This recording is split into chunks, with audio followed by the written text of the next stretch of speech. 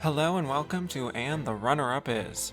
This week on the show, we're talking the 1993 Best Actress race at the Academy Awards, where Holly Hunter won for her performance in The Piano. But why did she beat fellow nominees Angela Bassett, Stockard Channing, Emma Thompson, and Debra Winger? We'll explore all this and more today on And the Runner-Up Is.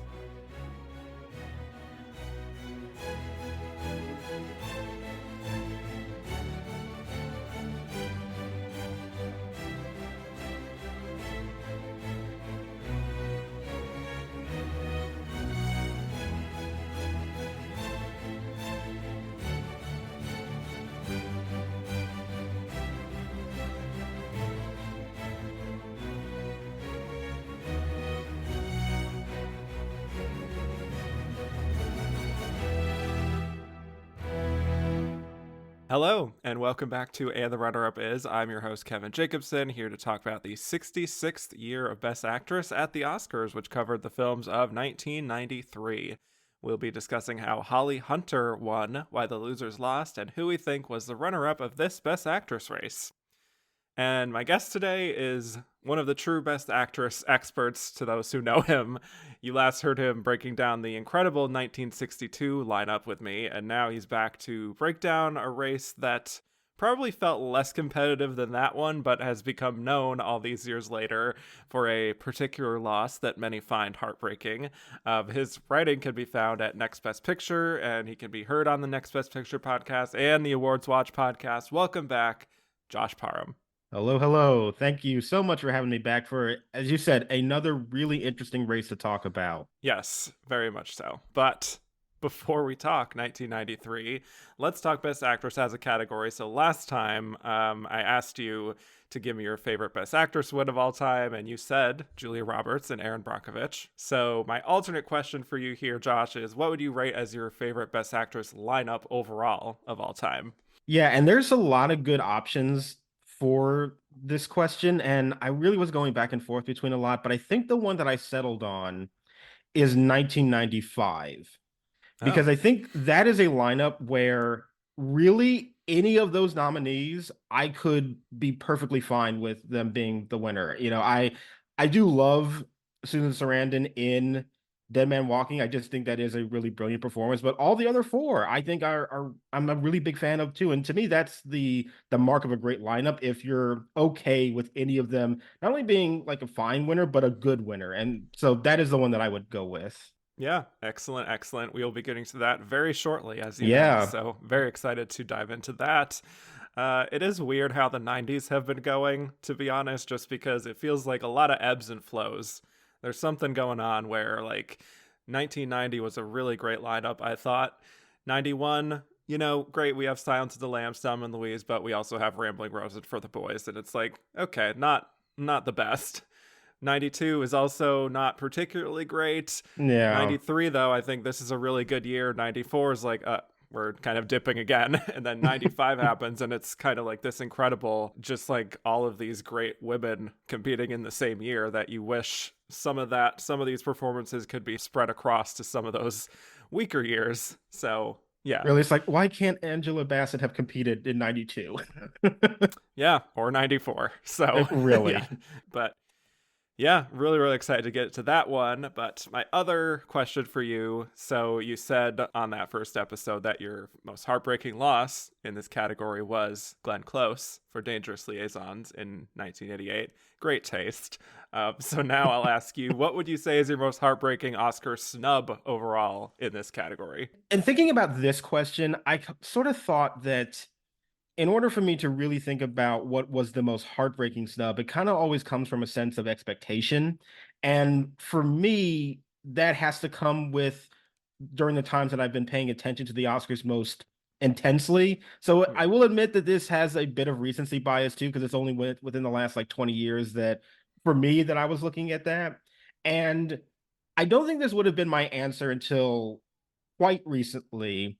But, living in a post to Leslie world, I think we all now have different maybe kind of opinions about what is too small of a movie to get Sure. nominated and get that attention. So I think with that said, for me, Nicole Bahari in Miss Juneteenth is like one of the best Mm, performances that I have ever seen. I think that that is an absolutely. incredible turn, and you only have to watch that movie to understand like how great she is in it. And at the time, yeah, I was like, yeah, this is a very small movie. It's an uphill battle. I knew that it was unlikely, but now knowing that the infrastructure is out there to help these kinds of movies, I'm even more upset that this didn't take off. And I think that she absolutely should have been in that lineup. That is an incredible pick. And I totally agree with that. I think she absolutely should have been it. I mean, that is a small movie with a big heart. Yes, it To is. coin to Leslie's slogan, whatever it is. Mm-hmm. So yeah, I wish, and I'm glad that that happened for her, especially after what happened with Sleepy Hollow, and that whole mess was just really, really terrible. And so I'm glad that she got that, at least, critics notices, if not the major recognition. And now she's on the morning show, which is, you know, a watched show, and she's very good on it. Not talking about the quality of it because that is very up and down. But I hope that this momentum continues for her and she could actually get back in the race someday because she's clearly proven that she's capable of that. So, Yeah. yeah, She'll really always have glad to hear so. Gotham. She will always have Gotham, indeed. Okay, so let's talk about this year at the Oscars, the 66th Academy Awards. The nominees were Angela Bassett in What's Love Got to Do with It, Stockard Channing in 6 Degrees of Separation, Holly Hunter in The Piano, Emma Thompson in The Remains of the Day, and Debra Winger in Shadowlands, with the winner being Holly Hunter. So before we break these down individually, would love to just know your overall thoughts on this lineup. I do really like this lineup. And I actually find it interesting that it reminds me actually a lot of the last time I was here talking about 1962, which is I feel like history has narrowed this down into two camps that we think about this race as being between two people, and that's been the focus of a lot of people's conversations. But I feel like that does get in the way of the other people here that are also doing really interesting work, or if at the very least are in interesting movies to talk about. And I do find that to be a little bit unfair that, yeah, as the legacy of this race has always been very top heavy between two contenders, but there is other things here that are worthy to bring up. And I find that element fascinating about it. So yeah, overall, it's a strong lineup and also a lot more to dig into than I think people would ultimately realize there is. I agree. I think it's a bit of a hidden gem, you could say. And I think it's definitely a big year looking back, even if there wasn't all that much suspense going into it. Who was going to win? Holly Hunter, like, completely sailed through to the win. She won literally every award that there was to win, including at Cannes. But the Angela Bassett element has been kind of fascinating to see in terms of how people consider this year. I'm sure there were people at the time who did feel that this was a heartbreaking loss, but it feels like it's definitely accelerated now 30 years later. And I feel like, this really should have been one of those years like last year. And I know I keep bringing this up in these kind of intros, but like Kate Blanchett and Michelle Yeoh, Battle of the Titans kind of thing. But that's not how this went. But yeah, either way, I'm excited to finally be able to break down her performance, Holly Hunter's win, and then we do have these three others here who you could say are also Rands when people think about this year, but are really putting in fine work. We have this great one off performance from Stockard Channing, not one off in her career, but just getting this recognition. We have Emma Thompson in her prime, getting that Afterglow nomination a year after her win. And then we have the return of Debra Winger 10 years later and playing in very familiar territory storyline wise, but we'll get Very to that. familiar. Yes, that's kind of her niche apparently. But yeah, good lineup. I don't think there's a stinker in the bunch, which I'm very happy about because, it's been a little rocky lately. So Yeah. yeah, if you don't have anything else, we can get right into it. Let's get right into it. All right, well, we are starting with the big one here because starting alphabetically, we have Angela Bassett in What's Love Got to Do with It? So, Angela Bassett, one of our recent recipients of the honorary Oscar, gets her first Oscar nomination here for What's Love Got to Do with It? She's only the sixth Black woman to be nominated for Best Actress, and I think a lot of the push to get Angela Bassett her Oscar began with this performance and this loss. But before that, just to introduce her a little bit here, she was born in New York City. She went on to study acting at the Yale School of Drama, and she took on some parts in theater in plays by August Wilson, like Ma Rainey's Black Bottom and Joe Turner's Come and Gone. Her first film role was in FX in 1986, but her first notable roles were in the 90s in films like Boys in the Hood and Malcolm X, where she played Betty Shabazz. She also had a small role in Passion Fish, which we talked about last week, but then when What's Love Got to Do with It came around, it was a highly sought after role. Tina Turner, based on her memoir. So we had women like Halle Berry, Robin Givens, Whitney Houston, Pam Grier, Vanessa Williams. It was a big opportunity for Black actresses in Hollywood at the time. Those were the kind of names that were bandied about. And then Angela Bassett auditioned for it and got it only a month before production had to begin, which is wild when you actually see what she does with this performance. So Tina actually sang the vocals that you hear in the film, and she also apparently did Angela's makeup, I read. But she later said that she saw some of the film, but wasn't exactly pleased with some of the historical inaccuracies there. But with all that in mind, What's Love Got to Do with It is a biopic about the life of Tina Turner and her ascension from Anna Mae Bullock, this little girl with a big voice living in Tennessee, to her eventually meeting Ike Turner, played by Lawrence Fishburne, and their professional success together, and then her changing her name to Tina Turner, and their romantic relationship, which was extremely volatile, multiple instances of domestic violence, and we see how she grows as a person and finally finds a way to get out of this abusive situation. So let's get into it here. This is a heavy one to start out with, but tell me your relationship with Angela Bassett as an actress and this star-making performance from her.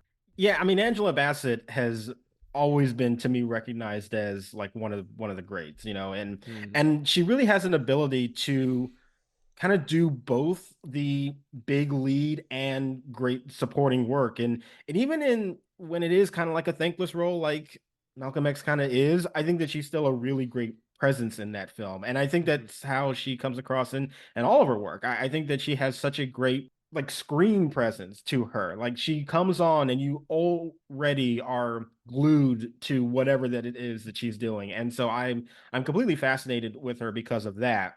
When it comes to this particular film, I mean it's incredible. I think that it has very much been deserved over the years, people recognizing the great work that she does, even though, yes, it is in the service of a pretty standard kind of musician biopic that we have seen a lot before. And I do think that that And a is the lot element since.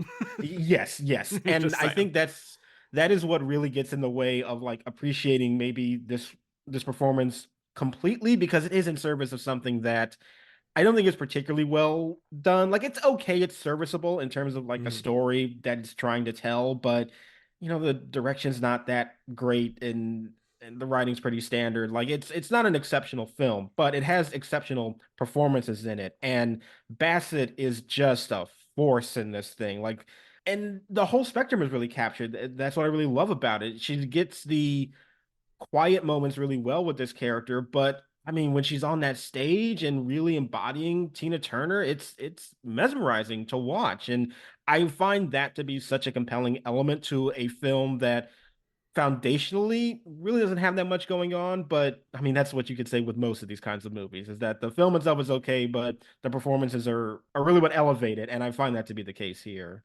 Yeah, completely. I think this is one of those once in a lifetime performances, and for me, it is infuriating when what she said during the Wakanda Forever press tour, which is that she didn't receive any offers or calls for about a year and a half after the release of this movie. That's just very upsetting, and I can't imagine how that must have felt for her to deliver this incredible performance, get nominated for an Oscar, and then silence.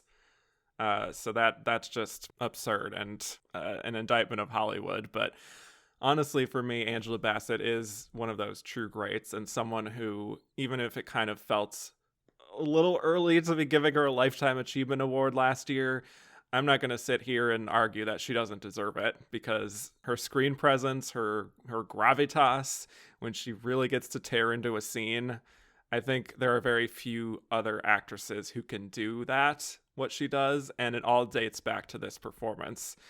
And I will agree, sometimes it is hard to get super excited about a biopic performance, even if they're giving it their all and they're getting the accolades and everything. There's just something about the formula of it, especially for people like us who are watching these nominated biopics year after year, that just, it gets tiring. But this performance, to me, is an example of what can be done in a biopic to truly honor the person's legacy and their spirit. Yes, there are inaccuracies, many inaccuracies, but just in Angela's performance, she really does inhabit Tina Turner. Her way of speaking, her lip syncing even to Tina's vocals, all the technicalities of like the shapes of her mouth as she's singing or even speaking, and all the unique sort of gestures that we know of Tina Turner, and all the dancing, like it's all so on point. And I do think it is also an example of an actress being totally equipped to play a superstar, because that doesn't always happen in music biopics, as we know. The kind of electricity she has when she's on stage, you just fully believe that this person would become a star. It doesn't feel like Oh, play acting. absolutely. Like those sequences when she is performing are incredible to watch. And even though it is a lip sync performance, which I know we have kind of dinged other actors in the past for doing that, Sure. I Rami Malek. really, Yeah. yeah, I really do not care because she Hmm. really gets the physicality down so well that even though I know it's not her actual voice, it still feels like it's her performance. She still is up there doing everything that she can to sell you the idea that you are watching, as you said, a superstar in the making Hmm.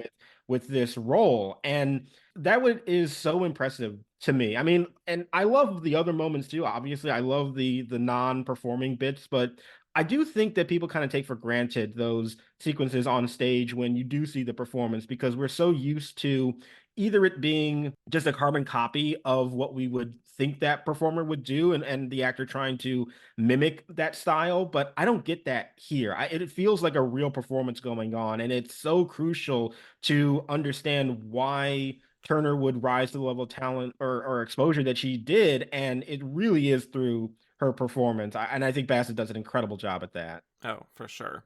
And then, yeah, contrasting that with the scenes of abuse and her having to come to grips with just how unsafe this relationship has become, and just the vulnerability she shows there is so real that watching it, for me at least, I was like almost tearing up in parts, and I was angry.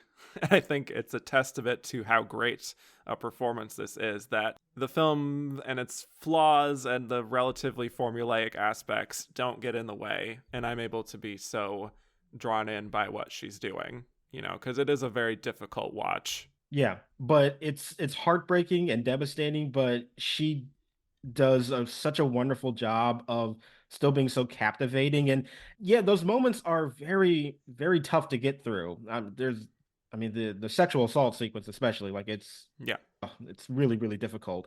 But what I admire so much about her performance throughout all of those scenes is that it's like once again she is able to create a real grounded persona with somebody that for a lot of people just feels so disconnected because they're so famous that it's like you can't really touch them. They're on this other plane, but I think Bassett is able to find a real humanity there, and you do feel for her in these situations, and you understand why she would feel so trapped by it and unable to escape despite all of this success and all of this fame.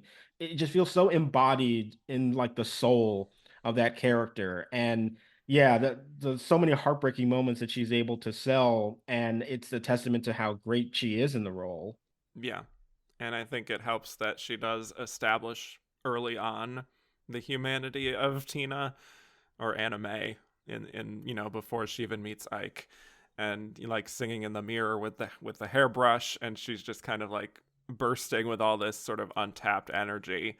I think her initial feelings towards Ike, you can certainly feel not only a romantic draw towards him, but also, I think, a feeling that she wants to be able to command the room in the way that he does.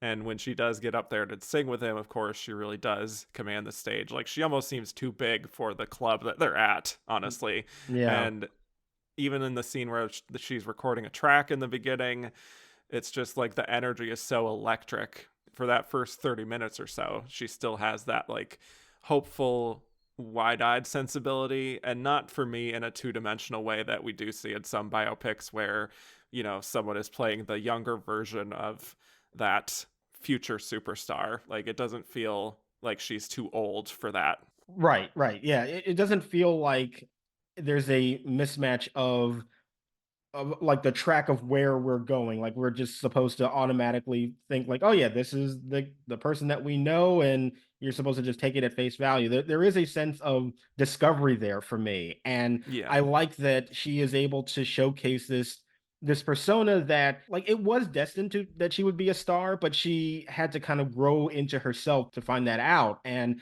I think that you do see that in her performance, and you get that track of that evolution, not so much in the storytelling, I think, but her performance for sure. I love seeing that growth from somebody that knows that they can be good at this, but needs the Mhm. opportunity to do so, and then finding out that they do, but are also experiencing these roadblocks that are both physical and mental. And I do find that progression from a performance standpoint to be really, really engaging.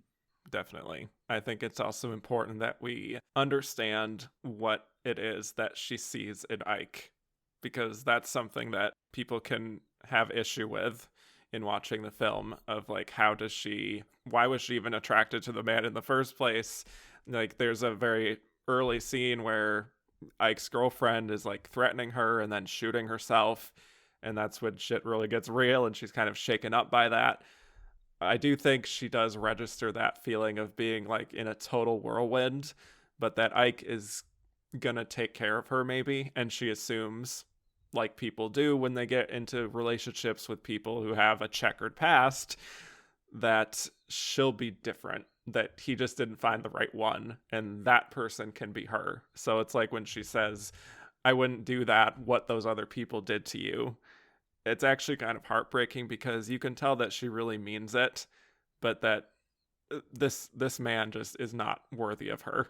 No, and that is really the tricky part of this movie. And Yeah. just to give a small kudos to also Lawrence Fishburne in this movie, because that's a Oh really yeah. difficult role to play, and I think Oh that my god. he it does an incredible job at it. And you need that relationship to be somewhat believable in order for this whole thing to work. You need to understand why, despite the horrible things that he's doing to her, why it would persist for this amount of time. And I do think that the chemistry between them really sells that. You do understand how she could be rather enchanted by him in the beginning of somebody who is promising to nurture her talent and seems like he's very like a charming individual. And then once that breaks down, you also have to really be with her in that mindset too, as she's going through this all these traumatic events. And I do find that while it is difficult to kind of reconcile, staying with these two people, just watching them as the film goes on. I do think it provides the very necessary context that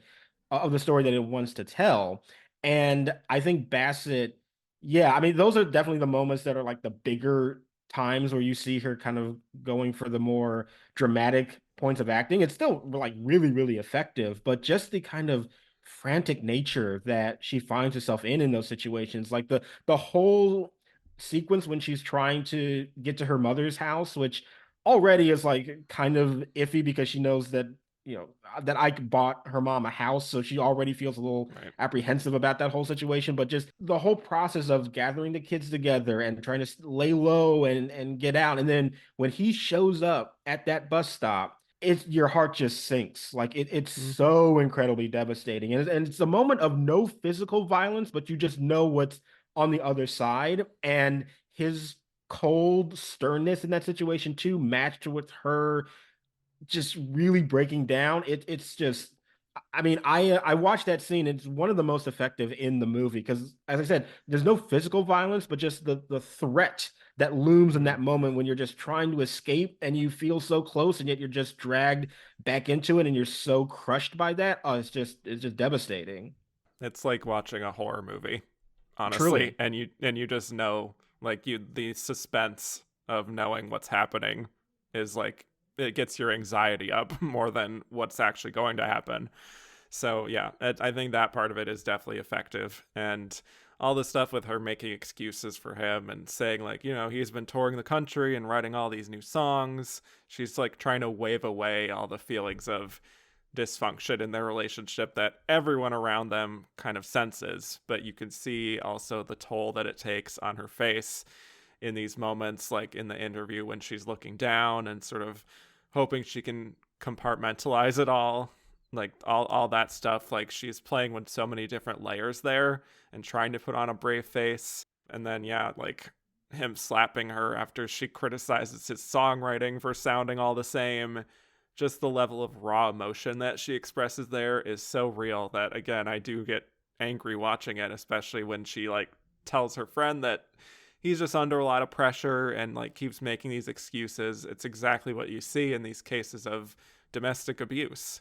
I don't know, you just really do sympathize with her, and it's like she just is so directly tapping into these very direct emotions, but it doesn't feel surface level, you Yeah, know. even though these are scenes that we've seen play out in many other movies Yeah. before, the Mm-hmm. scene of, oh, he's just under stress, and the Yep. friend trying to be like, yeah, we need to get you out. Like we've seen that multiple times, Mm-hmm. but the way that you are drawn into those scenes because of Bassett's performance and her vulnerability that she shows there is what really sells it. And that's what makes that, even though it is built on very familiar foundation, I'm still invested in what this character is going through because of her performance.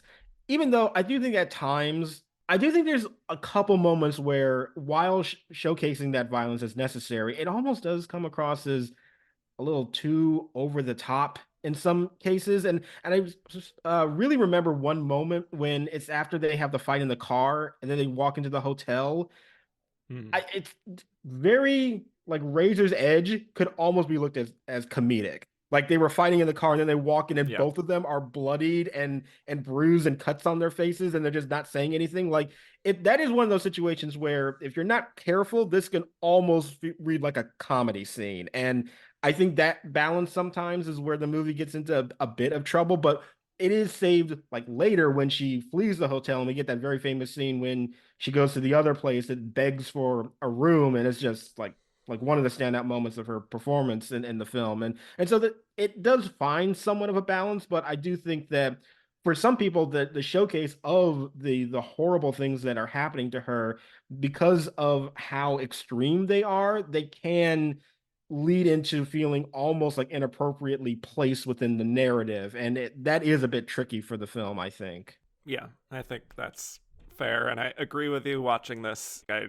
took note of that scene where they're walking into the hotel and everyone's kind of like looking, and it reads as a scene of being like, what have those two been through? Like, everyone's Yeah. watching, and it's like, it has a definitely a weird dark comedic edge when I don't think it needs to, because Nor was there's a its way to intention. do something. Yeah. Yeah, there's a way to do something like that and not have it read that way. So that's definitely a weird tonal imbalance. But I think one of the key lines towards when she is getting ready to finally leave him, or at least is on the path to that, is when she meets with one of the Ikettes, one of the background singers, and at her house, and she starts to practice Buddhism and all that.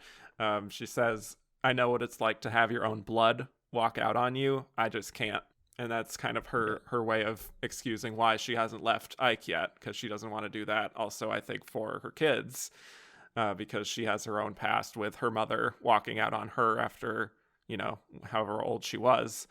So I think that's a key moment that I think she nails the intricacies of that particular feeling very well. Yes, it is a very pivotal scene for that, and I like that we get that context of what the motivations of the character are.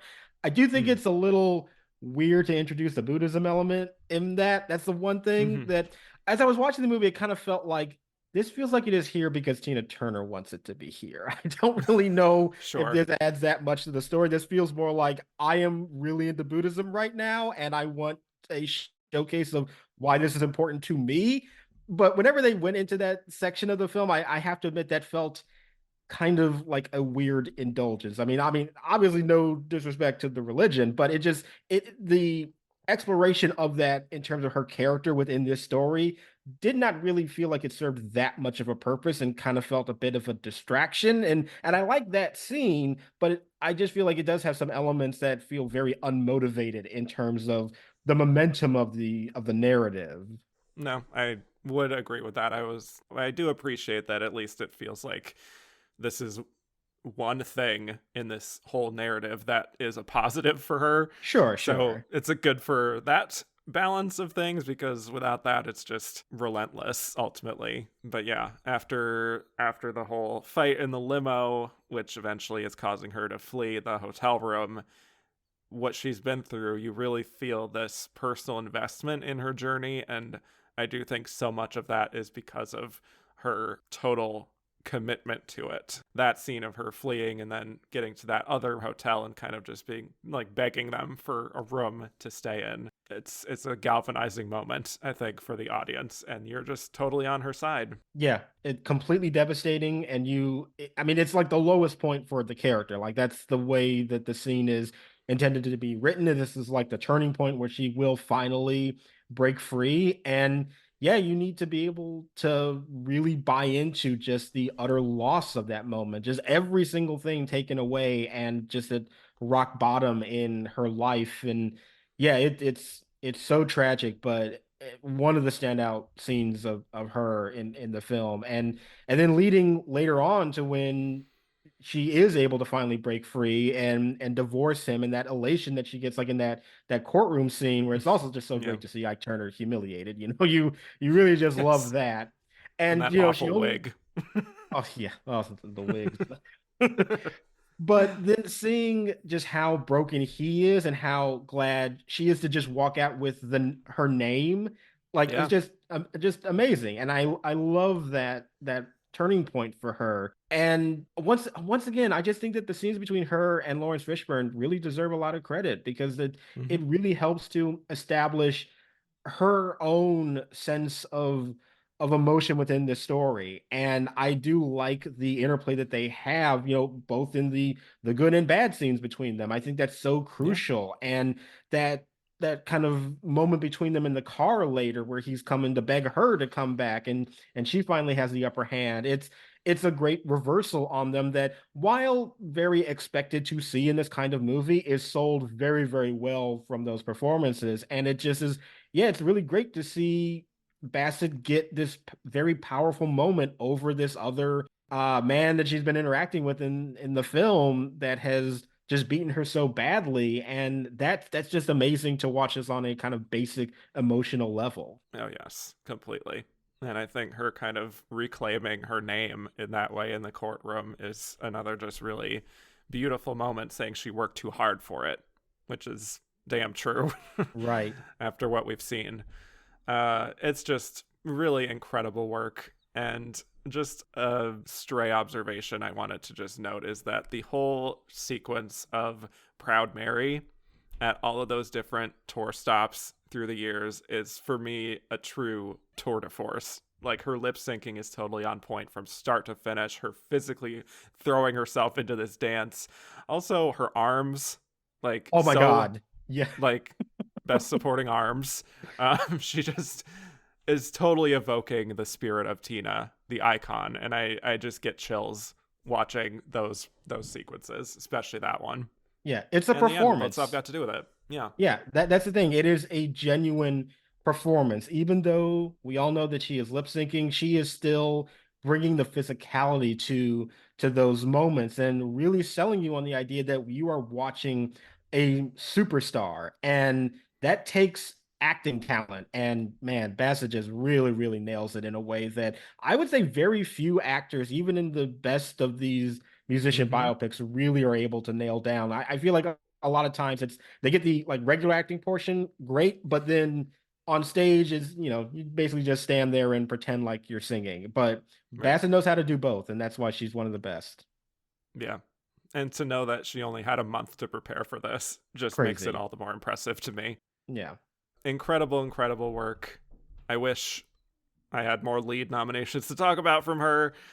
Glad that she finally has, this kind of reclamation moment 30 years later with the Wakanda Forever nomination and the honorary Oscar.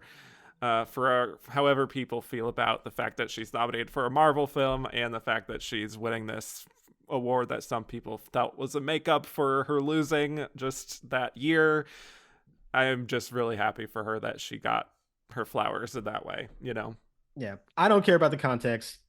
She can Yeah. win everything and I'll be fine. There you go. Yes. All right. Shall we move on to our next nominee?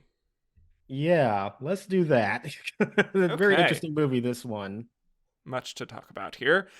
Stockard Channing in 6 Degrees of Separation. So, Stockard Channing is our other introduction for this week. Stockard Channing gets her one and only Oscar nomination here for 6 Degrees of Separation for a performance that she originally had performed on the stage. So, Stockard was born in Manhattan and she got her start through theater in the 70s.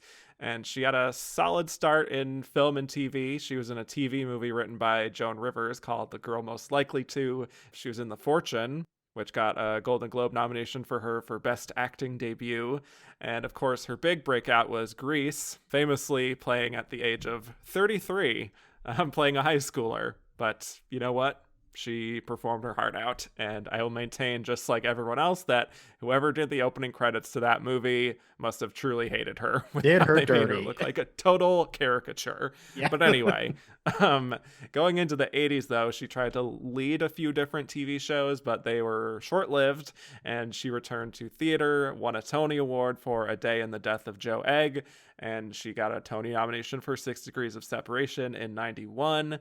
And then she was able to reprise her role here in the film adaptation. So let's get into it. 6 Degrees of Separation is about an upper class married couple. Weeza, played by Stockard, and Flan, played by Donald Sutherland, once again supporting his leading lady who gets an Oscar nomination while he gets shafted. And one night, a young guy named Paul, played by Will Smith, shows up at their door claiming to have been stabbed and also is claiming to know their kids from college. So he ends up kind of dazzling the two of them with his presence and his revelation that he's the son of Sidney Poitier and his thoughts on books and culture and all this stuff. And all of that has a profound effect on Weeza, especially. But then after they let him stay the night, she is shocked to find him in bed with a man and throws him out. And as she soon discovers, they are not the first couple that Paul has done this to, and she and her husband set about trying to learn the truth about Paul. So let's talk about it. 6 Degrees of Separation, many angles we could take with this one. Obviously, we're here to talk about Stockard Channing, but feel free to mention anything else you want to talk about with this movie and Stockard overall, and yeah, wherever you want to start. Yeah, so this is a movie that I actually had not seen until preparing for this conversation. It's just one of those movies that kind Okay. of got away from me and was a blind spot. So I was glad to finally get the opportunity to sit down and watch it. And just as a movie, I find it odd. It is a Mm-hmm. movie that I just sort of have a really big frustration with. Not from the performances, which I think are really good. I do like all the performances just in general, but I'm just very confused at like what this movie is trying to say and the point of it. Mm-hmm. And so for that reason, I always found myself being at a very big kind of arm's length with it because it would be very flamboyant in its presentation, which even that I find interesting because it feels like it's trying very desperately to not feel like a play, and in doing so, it actually emphasizes the theatrical bits even more. It kind of is Yeah. has that inverse effect for me. So just like the filmmaking is kind of weird to begin with, and then just the narrative is like I don't really get what it's trying to say about the relationship between these characters that goes beyond a very superficial like rich versus poor mentality of needing to understand other people, but it feels so vague and obtuse that I just don't really feel like it handles that particularly well, especially with some of the like racial dynamics between the characters. That was like it was very odd for me to just experience the movie as a whole, I will say. But Mhm. with that said, yeah, I did really like the performances, and I think Channing especially, like she is able to get the that patter of the dialogue really well, and you are pretty much engaged with that persona that she does bring. I do think that you don't really get a sense of what's amazing or at least remarkable about this performance until you get to the end of the film with that phone call. I think that's when she really shows you like kind of the more layers to this character. And I really like that. Up until that point, she's good. I appreciate what she's doing, but I don't think that she's giving anything with any kind of real sense of complexity until we get to the end of the film. And I think that's when you understand what's kind of more so what's going on. But it is also in service to a film that I just found very, as I said, very odd and kind of frustrating to really dive into. Interesting. Yeah. I don't entirely disagree that the film is a little bit muddled at times when it comes to its message. I do think for Stockard Channing, though, I think she is so in the pocket. She obviously has this character down pat from her work on the stage. And I do think she is just one of those actresses who, even if I don't seek out her work necessarily, I am always kind of delighted to see pop up in anything. Certainly her work in Grease, I always associated her with, but also I really got to know and like her as an actress on The West Wing, which I watched growing up, playing the First Lady.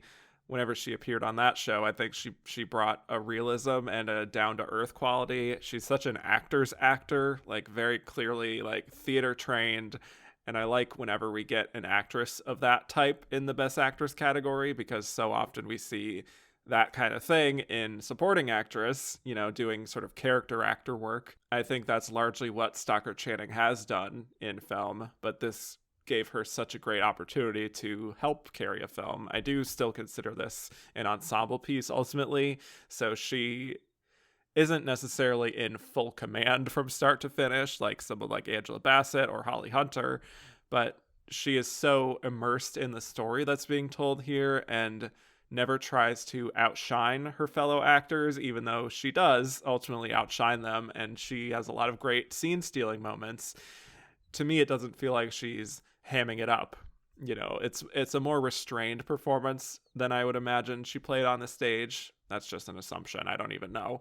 But she clearly recognizes the difference, I think, in style of theater versus film. And she's just very funny, but also poignant when she needs to be after this whole journey she's been on with Paul. And, just like with the other instances I've talked about with theater actors reprising their roles on film, she just knows who this character is inside out. She's so comfortable on screen as this kind of upper crust socialite, but she doesn't play her as a sort of clueless privileged type, even though Weeza and Flan are very privileged. She is so observant and funny and grounded, I think, but you can feel over time, even if she can't quite admit it, that there is something kind of missing in her life. Like she seems happy in this marriage, but it's not perfect. She makes all these little comments about Flan when they're at parties, and she just doesn't seem fully satisfied. And there's that emptiness that I think Paul really kind of fills, even though it was only like 2 hours that they were together.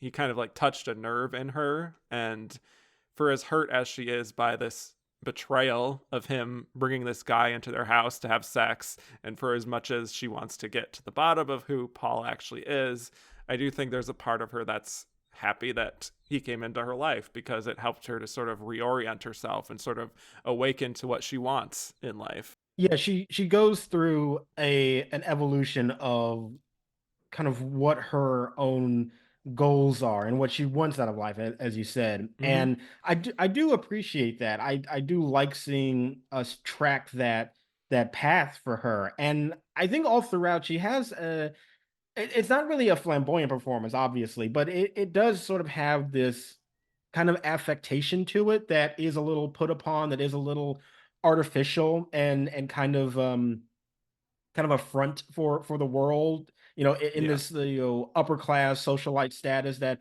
is slowly being chipped away as she comes to very real emotions that she's now wrestling with. And I do like that. And as I said, at the end, I think that is really showcased well. And yeah, I think the nature of it being more of an ensemble piece does mean that she can kind of get lost in that narrative a little bit. And sometimes we're not focusing on her, and it's like I wish we had more of her in this story. But whenever she is on screen, yeah, I like her performance. I'm just not a big fan of like what's in it is in the service of, just because the overall thematic structure of the movie itself I'm not really engaged with. But I do really like what she's doing, and she does pull me in a great deal. She's one of the most effective elements of the movie for sure. I just wish that the work around her was as strong as she was. I definitely get that. But I think one of her other strengths is just how she is able to play with other actors and her reactions, because that's another thing to come from theater, versus film. She's always having to do something when she's on the stage. And I think she does that as well in the film. Like when Will Smith is going on his huge monologue about like Catcher in the Rye and dropping this Carl Jung reference, and it's this big rambling sort of monologue and imagination, all this stuff. Just her reaction as she's watching him, it's like this total fascination. Like it's a very particular kind of wealthy person just being totally fascinated by like the intellectualism of it all and seemingly looking past anything suspicious about his story or even his presentation, which I think feels very performative. And I don't know exactly if that is like the tone that is necessarily what we're going for here, or if Will Smith totally gets into the nuances of any of that. But just even after he finishes, her just being like, indeed. Like, it almost sounds like she's turned on by this whole thing. Yeah, I mean that's like an awakening for herself too, to kind of Mm-hmm. find that there is this other element that maybe she was never really interested in diving into before, that she now finds herself like very much fascinated by. And I think that that is territory that has other like things you could mine from too, and it kind of gets outside of her performance. And that is when I kind of bristled up against the movie a little bit, because like it is still a story about these kind of rich people discovering things about themselves through their interactions with this guy who is black, gay, and poor. And those dynamics I find, not that there's something that you shouldn't dive into, but I just think that there is a more like nuanced conversation there that I don't think the movie really is interested in having, or maybe understands how to have. And Hmm. when you make that decision for that like Will Smith character, for Paul to have him be who he is and not really get into that, is always going to feel a bit weird to me. But having said that, I think that her performance going through that journey is really fascinating. Like I still am very much interested in what she's doing, even if the film doesn't fully commit to the greater complexities that could be mined there from that situation. I think she does a really good job of establishing that connection and really making me feel invested within that narrative. Yeah, I completely agree. She has that big monologue in the middle, which is the titular 6 degrees of separation, which is this long speech that she says to her daughter. Something like, I read somewhere that everyone on this planet is separated by only 6 people, but to find the right 6 people. That thought is really kind of giving voice to her own changing feelings as she's realizing that Paul came into her life so suddenly, and now, even in the course of 2 hours, he's caused this thing to try and sort of assess her life differently and make this connection with someone who is of a very different background. And I think she very is like calmly expressing this to her daughter as if she's kind of thinking out loud, which I think is a credit to her for letting the script and by association the play kind of be the star here rather than her, and to make what feels like it could be a very theatrical kind of monologue feel natural. Yeah, that modulation that she gets in this film is very impressive, because you can definitely imagine this material in that theatrical setting being very histrionic and over the top, Yeah. and like in that setting it would need to be. But it is Mhm. it is rather amazing to watch her recalibrate those steps for film, and it does end up being like kind of it is so effective in those like quieter moments when she's like more calmly collected, but really bearing out so many important details of her soul and her personality at that point, and what she's going through. And I do find that to be very, very effective, particularly in material that you can imagine could so easily go over the top.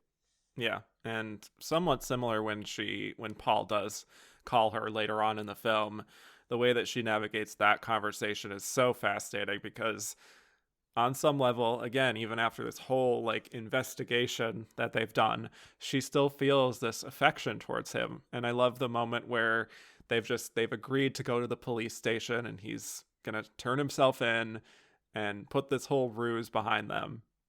And then when Paul still says that Sidney Poitier is his father, you see her face drop and it's like her heart breaks a little bit because she thought that they were in a more like evolved place. Like we've cut all the bullshit, like we're just speaking person to person. But he's still, after all of this, trying to keep this all up. And the way that she just, it's very simple, but the way she says, Paul, he's not your father, is just really, really effective. Yeah, that extended phone call sequence, I think, is like that's when her performance really kind of clicked for me. Not that I was not Yeah. enjoying it up until that point. I think she is, as I said, very, very engaging. But I think that final phone call between them is when I was like, oh, now I get it. Like now I understand Yeah. why people love this performance, or why people thought it was worthy of a nomination, because that's when we really get into the complexities with her, where she is going through this whirlwind of emotions of hurt and betrayal, but also Mm-hmm. affection and kinship with this person that she doesn't know anything about, but opens up her worldview in such a dramatic way, and how she herself is personally navigating that through her own emotions and conversations with this other person, and trying to get them to open up a bit more. Like it's such a delicate dance in that portion that I don't think is really present throughout much of the film in other places. And when we finally get here, this is when we get that exploration, and I really, really appreciated it at that point. And I think it is my favorite bit of her performance by far. Yeah, absolutely. And I mean, she also has the scene at the very end, though, when she has the breakdown at the whatever it is dinner party with all their upper crust friends. I think that's so fantastic for her, too. Obviously, a huge showcase moment where she says he did more for us for 2 hours than our children ever did. Yeah. Sorry to her children, but we understand after we watch the film that like there's not much of a relationship there necessarily, but saying she will not turn him into an anecdote and her kind of repeating that line, I think that is a key moment for her, and just the tears that well up in her eyes.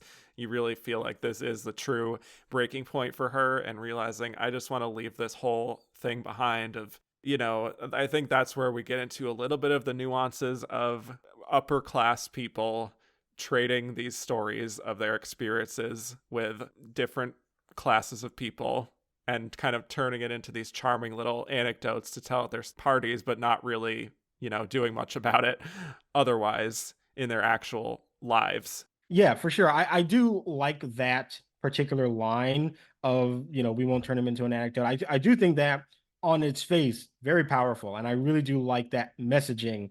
I feel Mm-hmm. like it gets a little muddled because we don't know that much about Paul. The movie doesn't divulge that much information about him, that it feels a little like it's a great idea that I don't know if even the movie itself really commits to, because in order to really buy it, I have to buy Paul as a character. And the construction of him just feels so much like a cipher for other things that it undermined it a little bit for me. I'm not going to lie, but the intention behind that messaging I did find to be very, very effective. Yeah, I mean, ultimately, this is not Paul's story. Yeah. Even if he has a lot of screen time and he is the focus of so much of it, he definitely is like the person that people are kind of projecting ideas on rather than a person Yeah. himself, which is that's the intent of the initial playwright and they didn't change all that much, I think, for the film in that respect either.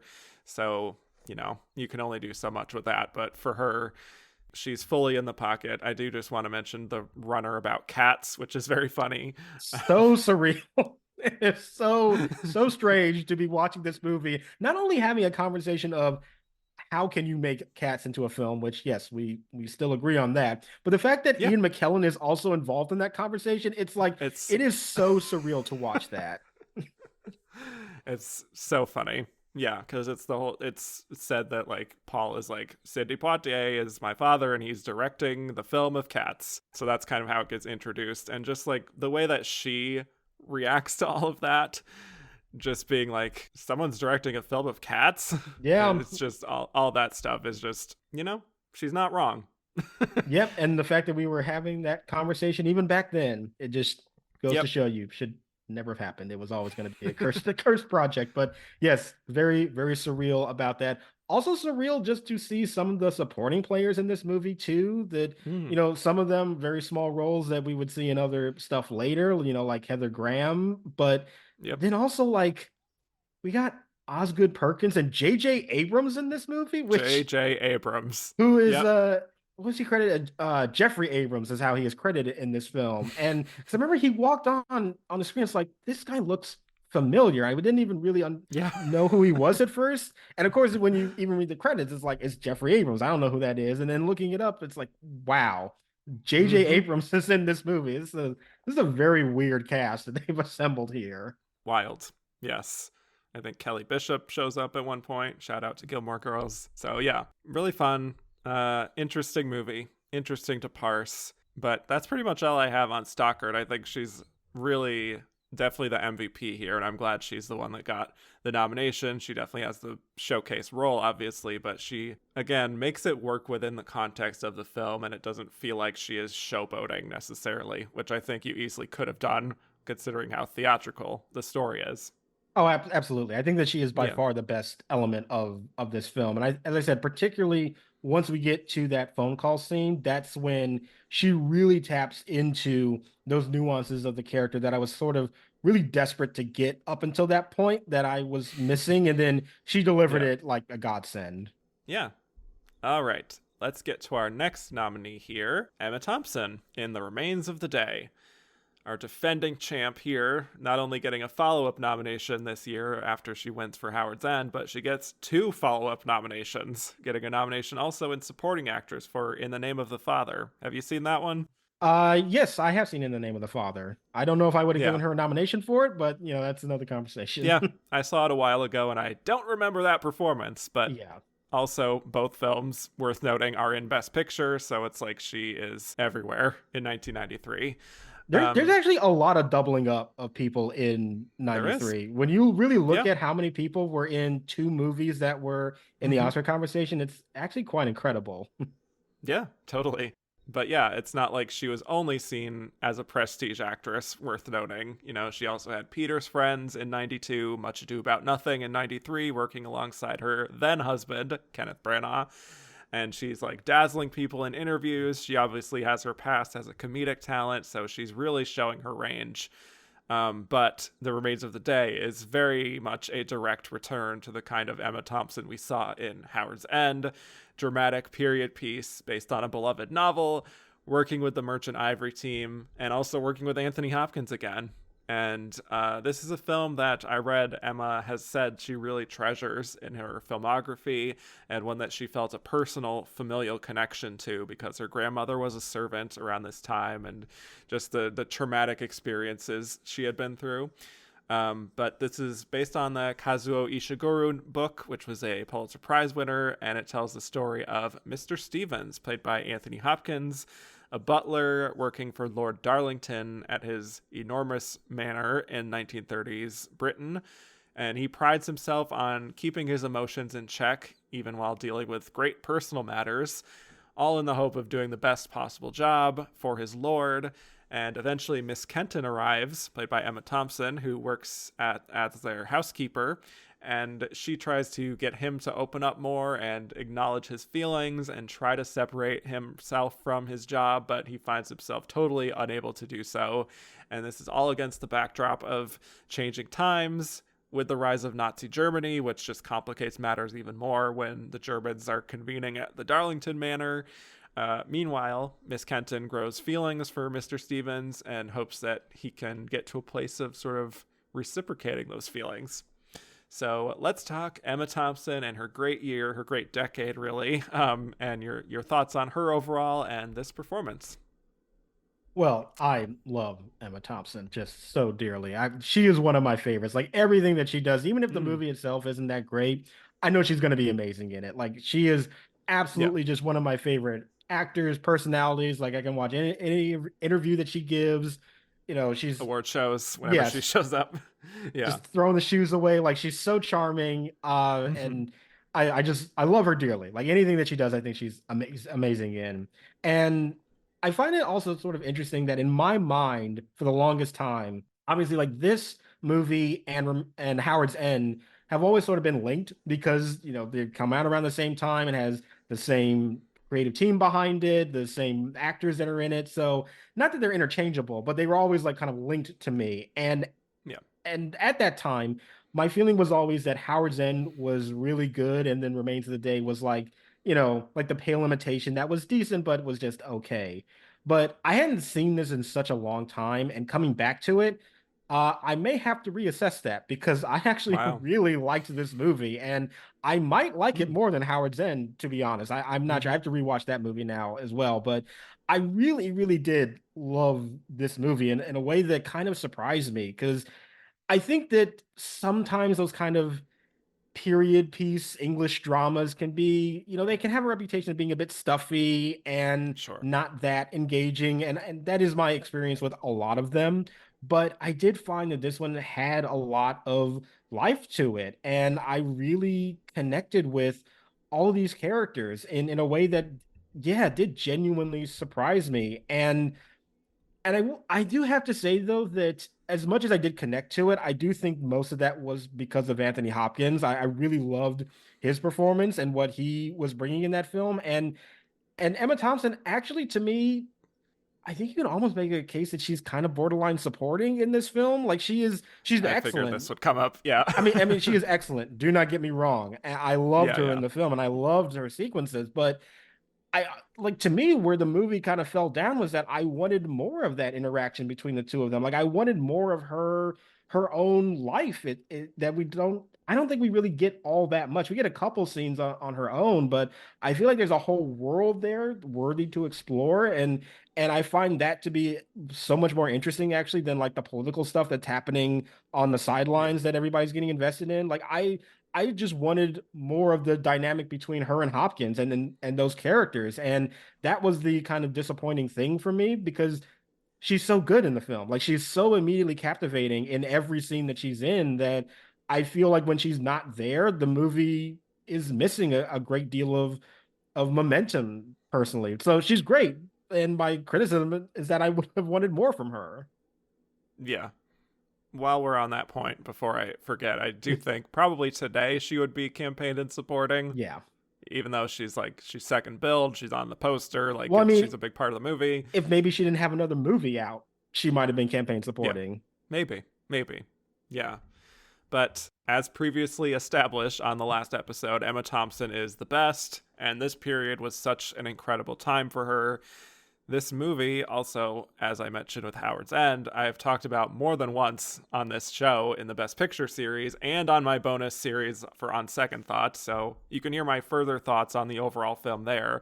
I love it. I love the book. I love how well this translates the kind of internal qualities of Mr. Stevens, and doing that in a visual medium like this is always impressive to me. Anthony Hopkins is delivering the level of performance that should be thought of as right up there with his two Oscar wins, honestly. I Just the level agree. of restraint he shows. Yeah. And the film, I think, really speaks to a lot of powerful themes about unrequited love and how rules and manners are only kind of valuable up to a certain point.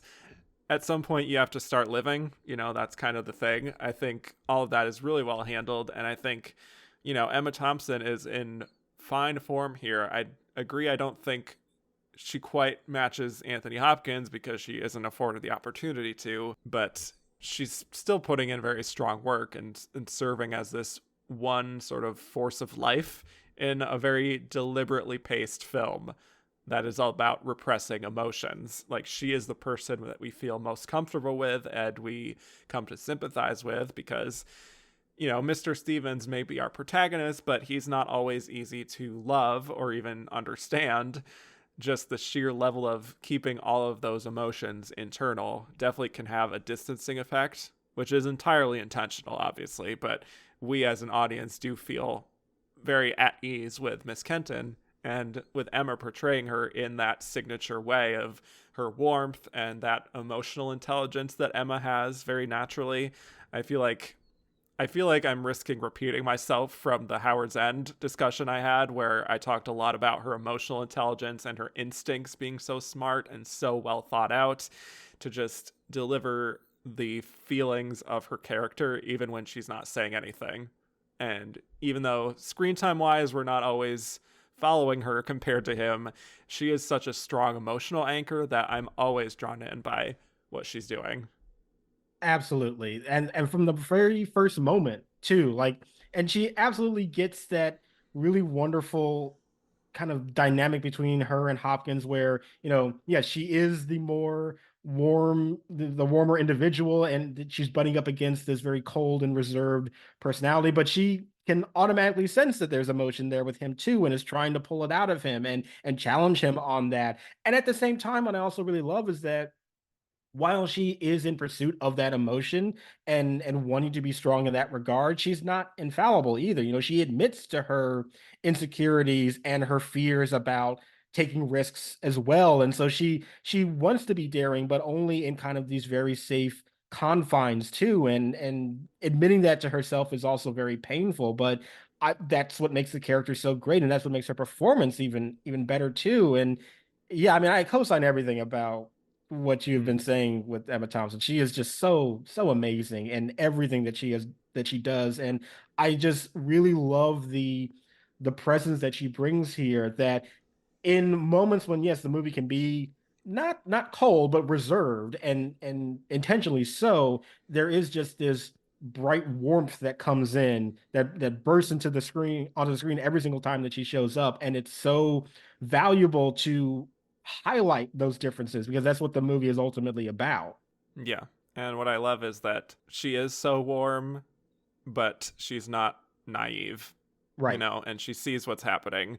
And when he's like chastising her for addressing his father as William, you can see this initial kind of cordial quality that Emma Thompson has that then quickly shifts into annoyance the more he hammers home this point, which seems so old fashioned to her.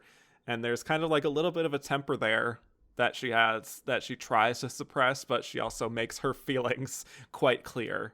Like, we need to be like serious about this. I think same thing when she passive aggressively points out all the mistakes that his father is making as the under butler, and all that stuff is just really painful to watch, by the way. Just Yeah. his father, who's like ancient by this point, kind of stumbling his way through the manor and literally stumbling at one point outside with the tray. It's really, really tough, but you can definitely see her prodding, but also sympathetic, because it's not like she's just like a mean person. Like, she is looking out for him and his father. Yeah, she's trying to bring a sense of compassion and familiarity to a world that is very much in on that compartmentalization. They don't Yeah. like that intermingling, and it's built on, centuries on that tradition. And she is there to disrupt it a little bit, but still work within those confines a bit too. And I think that the way that she navigates that is brilliant. Yeah, definitely. And the whole segment of her being angry because the Nazis have come around and have started to influence Lord Darlington, and him wanting to fire the two Jewish girls that are working on the staff unjustly, because they're very good workers. And Mr. Stevens just kind of going along with it because that's his job, and her telling him like that it's a sin to fire them, that frustration with him and continuing to hold on to his old ways, I think is very palpable. And I love the very small moment where she kind of like puts her hand to her mouth briefly as if she's just like, she wants to yell at this man to come to his senses. And yet, because of the world they're in, she stifles that. And I think she is so great at that particular kind of acting, which is repressing how she truly feels, even though you can absolutely tell how she's feeling, even if what she's saying isn't aligning.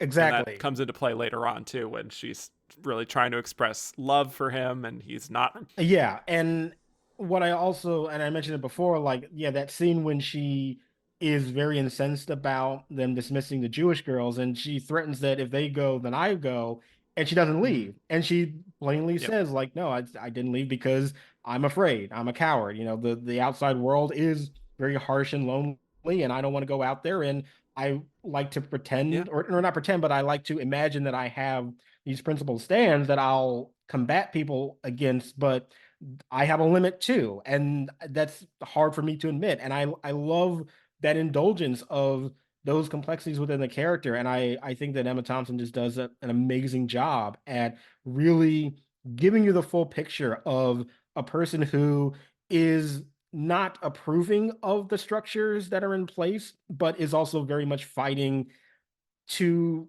dismantle them completely herself as well. She has her own life that she wants to live with some security too. And I do really like that dynamic that she brings, and oh, she's just so great. Yeah, absolutely. And I do think she also builds the feelings that she has towards Mr. Stevens very naturally. And, like it's been at least a year since she's been at the house at one point, and there's this very curious part of her, I think, that wants to not necessarily be like, I can fix him, but to sort of like break the wall that he's built up, all that armor that he has that allows him to keep his feelings repressed. And that really comes out in the scene where she spots him reading a novel that he desperately wants to keep a secret, only to find out that it's a romance novel, which is kind of indicating that he does have a certain level of maybe desire, or at least wanting to understand what desire is. That may be for her. The way that she just kind of changes her body language and seems kind of touched by this, and that they get so close. It seems like they're like right in each other's faces, but then you see him kind of back away from the situation and just like break the tension there.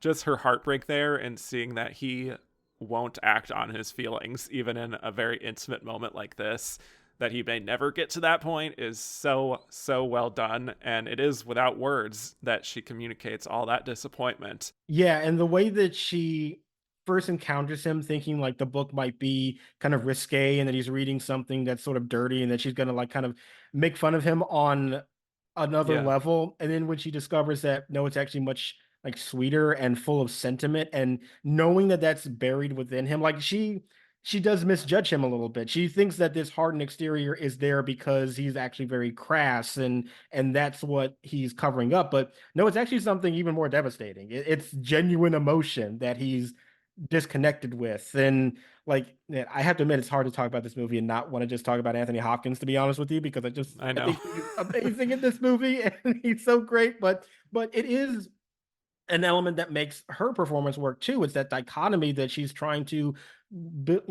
slowly get out of him, and kind of by the time that she does, it's too late, and which is another very heartbreaking thing. But I do really love like that scene in particular with the book, because it does show how she understands there is more to him at that point, and she's really even more captivated despite his attempts to push her away at the same time.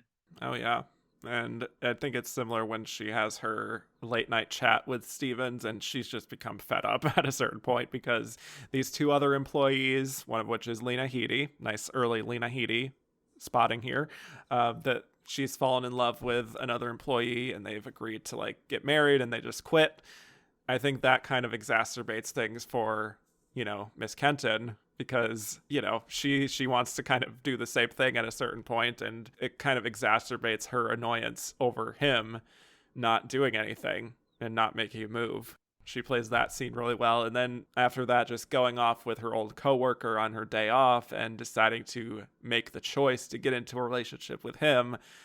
And again, she says so much just with her face how she is kind of wooed by him, but there's a part of her that is just doing this out of loneliness in a way that's the thing that she kind of tried to escape out in the real world because she didn't want to get hurt. But now it's kind of like even the Darlington house has become lonely for her. Yeah, and I do really love how she is able to really recognize that, yes, she can be boastful, but does suffer from that loneliness. Like everybody in this movie kind of does, which maybe that's the reason why I connect with it so much. It's all about people trying so desperately to find connections with other people. Wow, my God.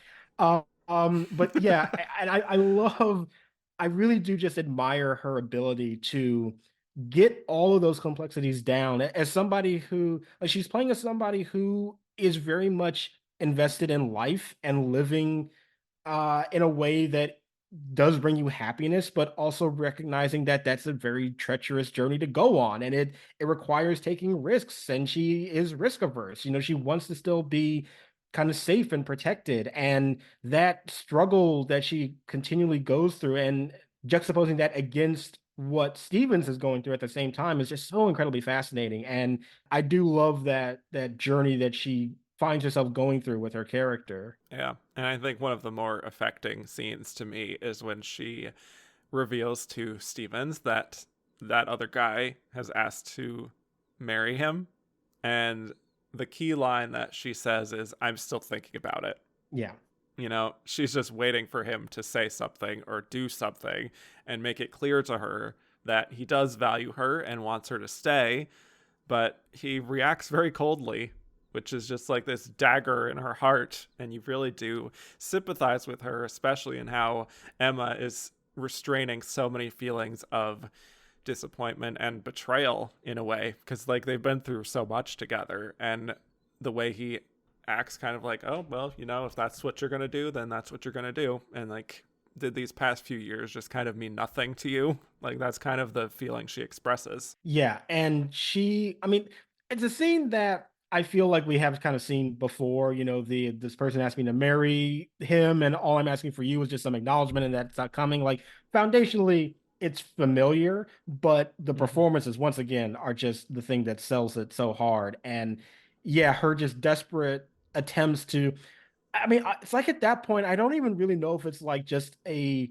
like she wants a declaration of love from him. She just wants something from him, just like some Anything. acknowledgement of the importance of their relationship, which I actually find to be even more interesting than if it was just she wanted him to say that he loved her. She just wants some emotion to be showcased from him, which to me is actually so much more powerful. And like Yeah. once again, the way Hopkins plays that is just so reserved and cold, but you know that there's so much going on underneath, and it's so wonderful to see. And her just like desperation in that moment too is just so heartbreaking. And then of course that leads to the moment when she's on the floor crying, and he comes Mm. in and just, oh, just delivers that line about like polishing whatever that piece of like, you know, silverware or whatever it is, and just that heavy realization of that she's never really gonna break him. And oh, it's just amazing for sure.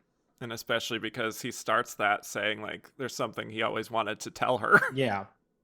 And she has a little bit of that look of expectation, and yeah, this kind of like bullshit cleaning task that he assigns her, that's really the final straw, you know. And then to flash forward to all those many years later, as we have this framing device of him wanting to go off and meet with her again after she's been gone away for who knows how long, at least a decade or so, and them finally reuniting, and it just the loaded tension between them, and it really gets me.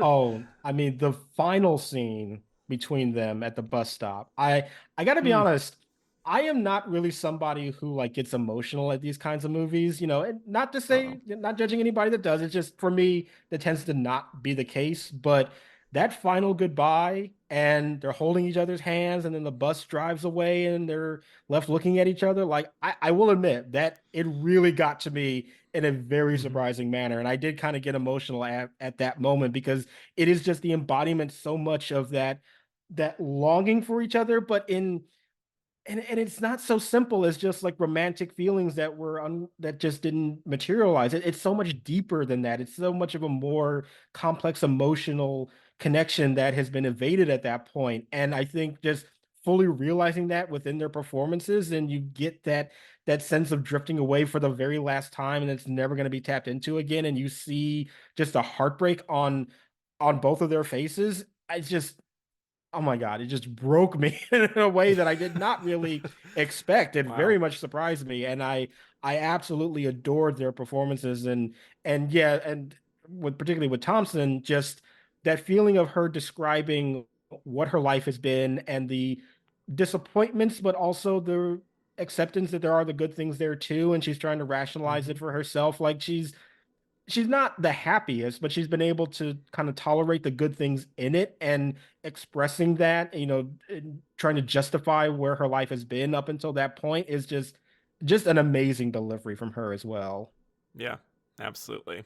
And that feeling that like you can't really go back to that place that you want to maybe be at, that both of them want, that it's just been kind of too long and the opportunity is now gone, is really, really devastating. And the looks on both their faces as they are seeing each other for the last time, both reacting very differently on their faces, but so in character with who they are and who we've come to know them as, is it's a beautiful ending, you know.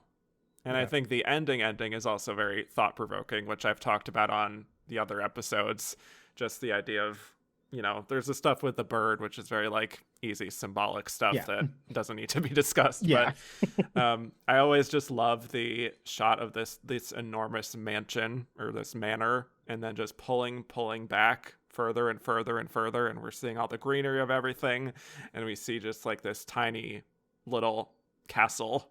Ultimately, that's kind of like our final end shot, just how that represents this very small life that he's lived ultimately Yeah. through all this, The even with this enormity enormous thing. Yeah, the Yeah. enormity of that location and the flamboyance of it is just dwarfed by the surroundings. That it is still, despite its presentation, it's very isolating. Which, yeah, Yeah. it's easy symbolism to go into for sure, but very, very effective storytelling. Yeah. So again, just love this movie. And even if I think, is she lead, is she supporting, I don't really care. I'm glad she was nominated for it. Sure. Yeah. I mean, it's a brilliant performance. Don't get me wrong. Like, Yeah. I'm not mad. I just think that as I was watching it, because I hadn't seen it in such a long time, I did kind of feel like, man, there's not as much of her in this movie as I would have wanted her to be. And yeah, the lead nomination, I just think that it's borderline. Like, I think you can make an argument that she's lead, but I think you can easily make one that she's kind of supporting too. And Yeah. it just it feels even more pronounced just because, as I said, I think Anthony Hopkins just feels like so much of the focal point of the story, and I just really connected so much with his performance that I felt things were missing from this other perspective that could have been there that just didn't seem to be the nature of the story they wanted to tell. Yeah. And that's totally fair. That's what the book was. Yeah, So it's you can only do so much expanding, I think, and not making a totally different story. sure, sure. But great stuff from Emma. Looking forward to getting to Sense and Sensibility in a few years in that iconic 95 episode. Yep. All right. So, shall we get to our final losing nominee? Yes. Okay. Debra Winger in Shadowlands. So, it's been 10 years since Deborah's last Oscar nomination for Terms of Endearment, but following that nomination, her mid to late 80s are kind of rough. The most notable film she has is Legal Eagles with Robert Redford in '86. But as I've been mentioning, almost every episode on this show since Terms of Endearment, she was in the mix to play so many roles that ended up being Oscar nominated. One of the more famous ones being Peggy Sue Got Married, but she got injured and she couldn't do that. She was also going to be in the Gina Davis role in A League of Their Own, which was not nominated, but is certainly an iconic kind of performance and role there. She was on the long list for things like Fatal Attraction and The Fabulous Baker Boys, but it didn't happen. But then she finally kind of hits again in 93 with this double whammy that she has of Shadowlands and A Dangerous Woman, which she got a Golden Globe nomination for.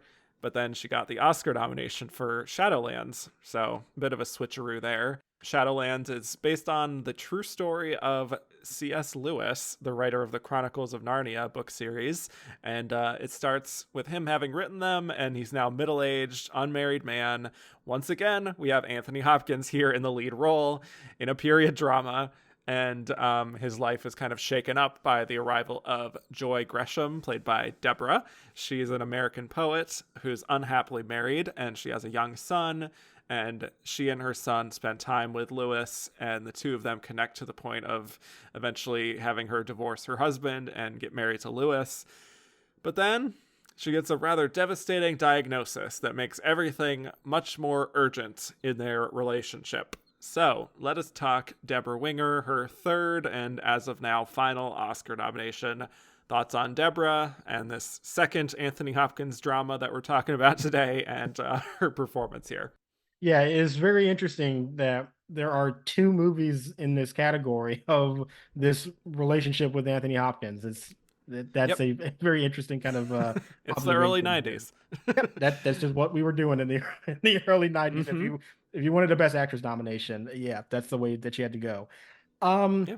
yeah, I think she is really good in a very like mediocre movie. I think the movie itself is like uh, it's not bad, and I think that there are moments when I am sort of more engaged by the story and the characters, but it does struggle, I think, to be anything extraordinary, which, sorry to say, is how I feel about a lot of Richard Attenborough movies, to be honest. I'm not Mm. really been a I think he was a great actor. Director, I have never really been that Not a much big in. Gandhi guy. No, I think that's one of the worst Best Picture winners we've had, but that's just me. Yeah, I've never really been that enthused about his Yep. directing, and I just think this material it just is like a bit slight to me, and not that every movie has to be like big and dramatic and weighty, but it does to me kind of get to a point where I'm following this relationship. It is sweet and endearing, but that's kind of all it really is at the end of the day. I don't really feel like we get a grand statement, not even just thematically, but even more so about these two characters. They just seem to be lovely people that find each other and develop feelings, and it ably performed by everybody, but ultimately I just don't find it to be an exceptional movie.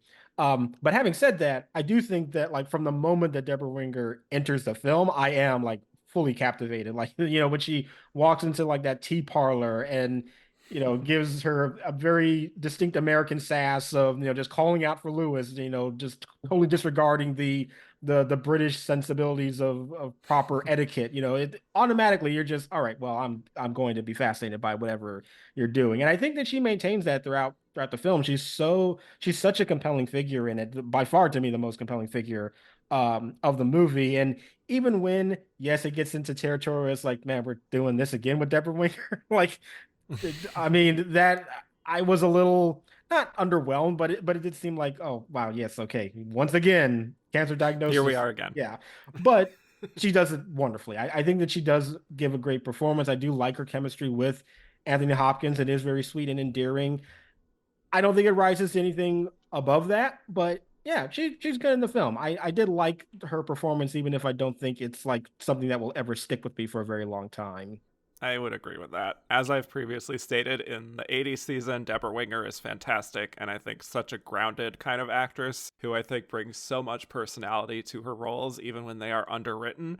And this is one where she has to be the life force of her movie, which she is very capable of that. She's done that a lot in the past because this is definitely another example of Hopkins being restrained and quiet.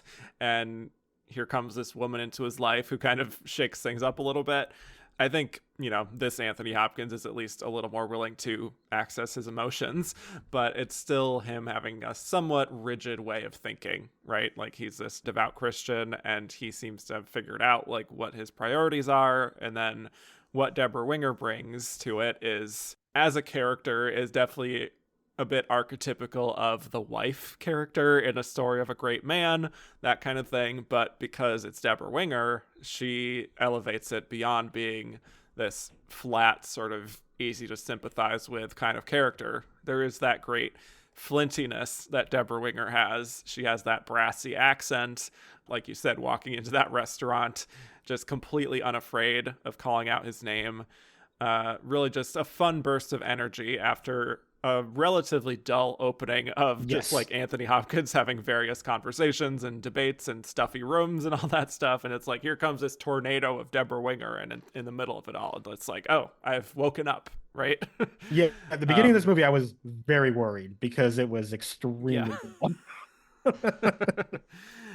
Maybe intentionally, I don't know. Probably not to the extent that it should be, No, or I think that that's just they Richard wanted Attenborough it. being a boring Yeah, filmmaker. fair enough. Sorry, Yeah. sorry, Sir Richard Attenborough. You were great in Jurassic Park, but I do not like your movies very much. From this very year, by the I way. I What a know. year. What a Also with year Joseph for old Mazzello, Rich. who shows up in this movie and is once again so many double ups this year So for many. people. Yeah. Yep. But, what I really get from her is that she exists beyond the confines of the story being told.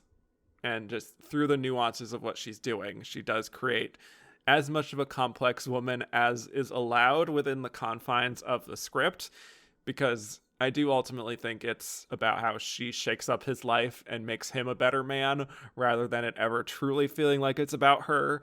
But I do find that the longer the film goes on, the more I do start to have an emotional investment in her and in their relationship, for as sort of transactional as it is at first.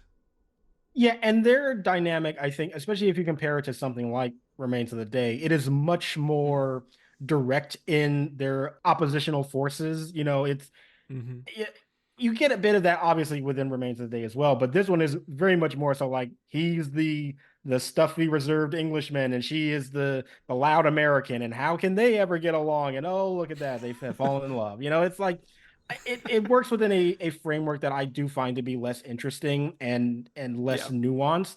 But as you said, I think Winger has a way of finding those complexities within a character, even if it really isn't there.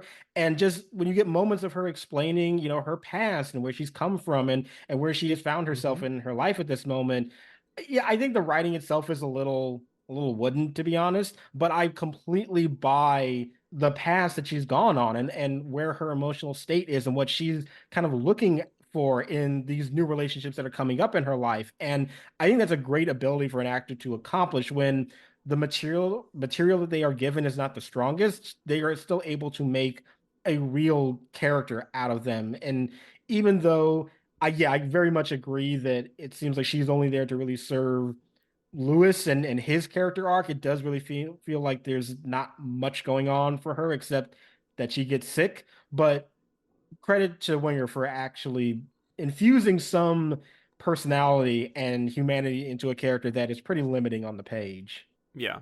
And I think one of the only opportunities she does get to expand upon it is when she has it's this feeling a little bit of like imposter syndrome that she has in her work when she is like reading one of her poems about Madrid, but it doesn't come from personal experience, and she feels that personal experience is everything and that you can learn from pain.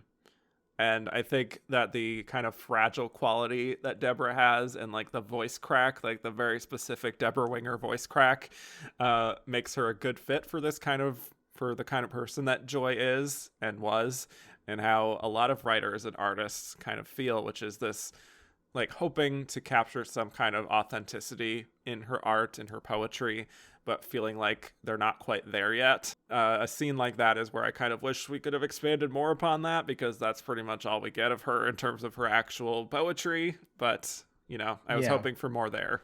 Yeah, you definitely yearn for a deeper exploration in terms of her motivations and her sense of what she kind of wants out of life and from this other man. And like I feel like what we get is very surface level. The movie provides us those tools, but they're not really interesting, in my opinion. Certainly not in a way to make her an interesting character. Maybe for him, they give him Mm, more of that work. But yeah, I that is definitely the most disappointing thing about this film is that it feels for a movie that is about their relationship, it does feel very lopsided in terms of who the movie thinks is the more interesting party here. And I do think that if given more to work with, I do think that the Winger performance would stick with me in a greater with a greater impact. But at yeah, what is here, it's like it's good, it's solid. I like her performance. I think that she does a great job of connecting me with this character. But there's only so much you can do when the actual material doesn't give her the building blocks to create a fully fledged character to begin with. that's the thing. But it's a testament to how great she is that she's able to elevate these things. Another scene that I feel like we've been, or at least you've been mentioning a few instances of cliched scenes that we've seen in other films play out, but in a way that is kind of refreshing, or you're not as bothered by them because of how the actress is portraying them.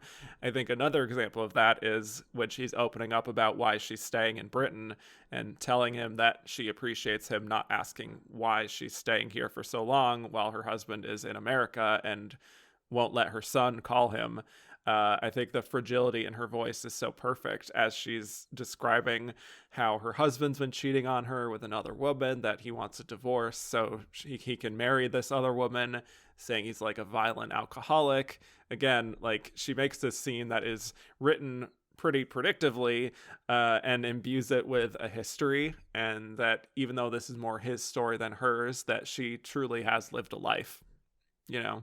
Yeah, she's able to find that within the text that on her own that really isn't there from what she's given. And yeah, I think that there's a lot of moments like that where she can find herself in a scene that is a bit predictable and pedestrian, but is able to mine a little bit more nuance out of it. I think another scene that kind of reminds me of that is one that actually does sort of stick with me throughout the film is when they're first having the conversation about kind of their romantic interest with each other and how he's like Mm, he really wants to lay it on the table that he's not into her, but obviously he can't because that's just not his personality. And then she just lays it out on the table. It's like, yeah, I'm living alone, I'm recently divorced, and you don't want to be perceived this way, and we just should just be friends right now. And like I just loved that how she was able to give that, very matter of fact delivery, which is just her character. But it does say a lot about kind of how they see each other and how both of their personalities, even though they are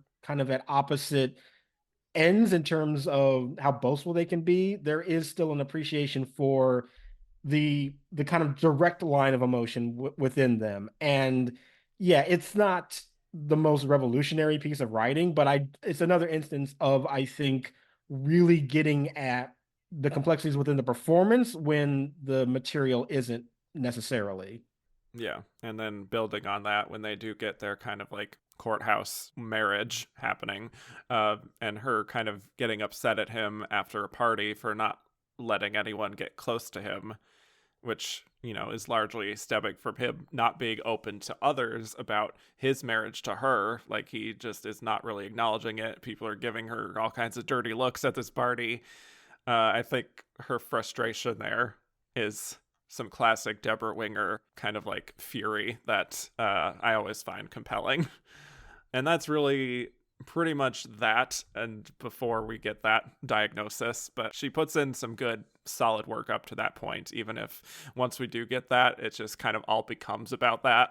Yeah, once she gets the cancer diagnosis, it that's just kind of what the character is at that point. And that's when it Yeah. really feels like, okay, now she's only here to draw out the emotions of Lewis. And like credit to Anthony Hopkins, I think he does a really good job in showcasing that, but it does sort of feel like at the expense of her. And it does seem like she's just now the sickly woman who's approaching death, and she is here to remind the other male character to live life, to tap into his emotions, and yeah, it is far far less interesting work that is being asked of her, and yeah, admittedly, a part of that is also because like we did see this 10 years ago, of Debra Winger going through something very similar. And I don't think they really find a way to make this particular depiction any more interesting than what we have seen before. And she does her best for sure, but it does sort of seem like the movie kind of gives up on giving her anything interesting to do. Yeah. So, the whole revelation of her having cancer, obviously it is calling to mind terms of endearment in the public consciousness, Yeah. but she does convey, I think, the weakening of her body very well. And I think she even makes a joke at one point being like, I'm a Jew, I'm broke, and I'm dying of cancer. Do you think I get a discount? Like, even like corny little lines like that, I think she makes a meal out of, even if it's not my favorite. I do think it does become moving as it goes along, and they decide to get married at when she's at the hospital. The kind of mixed emotions on her face there. I think she is able to portray that really well. And, that scene where they visit this like piece of land and wants to directly talk about her death and how it's inevitable, that it'll be sooner rather than later, I think is really nice work from her, saying it's not going to last. And that he just doesn't want to talk about it at all. But she has this really key line that is, she says, it doesn't spoil it, it makes it real. The pain in the end is part of the happiness now. Which is another line that sounds very writerly and could be a little clumsy. And maybe some would think it is. But, I think she's able to sell that just because, we know that she's a poet, so she has a way with words. But she does make that kind of like, I was affected by that line personally. Yeah, I think that scene in particular is the strongest of the like post-diagnosis moments that we get with her because yeah, it is the one where she is trying to fully reconcile with the situation and have Lewis also recognize that situation too and make him understand that this moment right now is precious because it is fleeting, because they know it's not going to last long and that's the reason why it's special and why it should be treasured. And she wants to make him understand that, not just run away from it and hide from it. And I, Yeah. yeah, I do think that of the back end of the movie that involves her, well, yeah, it's kind of disappointing. That is the definite highlight because it really gives like control back to her as a character and what she wants out of this moment between them and how she's recognizing where her fate is going to end up and how that's going to impact the people around her and wanting to discuss that. Yeah, it is the most impactful moment, I think, once we get to this section of the film. Yeah. And of course, they have their final bedside conversation. Maybe it's not quite the same level of devastation I had with Terms of Endearment, talking to her boys, but, there is some really emotional stuff that's happening there, especially when she says, I've loved you so. Like, it's very simple, and we've kind of seen things like this before, but just there's something about the empathy that she has as an actress that always kind of takes me aback sometimes when I'm watching her performances and she really gets to that emotional point. It's a little startling. Yeah, she's great. I do have to admit, though, by that point, I was getting a little exhausted with the movie just in general, because also, Yeah, not a short movie. None of these movies are very short, but I do I know. think at a certain point, I was starting to feel the length of the film a bit. And, you know, Yeah. you hate to say it, And then but it goes on even further after that. exactly. And you hate to say it, but there was a little bit of me kind of being like, okay, we can maybe wrap this up. Like, we know that she's going to die. Can we, like, Yeah. I mean, like it's a very poignant scene and she does great work in it, but I also feel that it's not really elevated to anything that I found to be extraordinary. And Hmm. as I said, I feel like at that point the movie just really the pacing was starting to very much wane on me and I was getting a bit Yeah. restless with it. Definitely not the movie of these that I would watch again.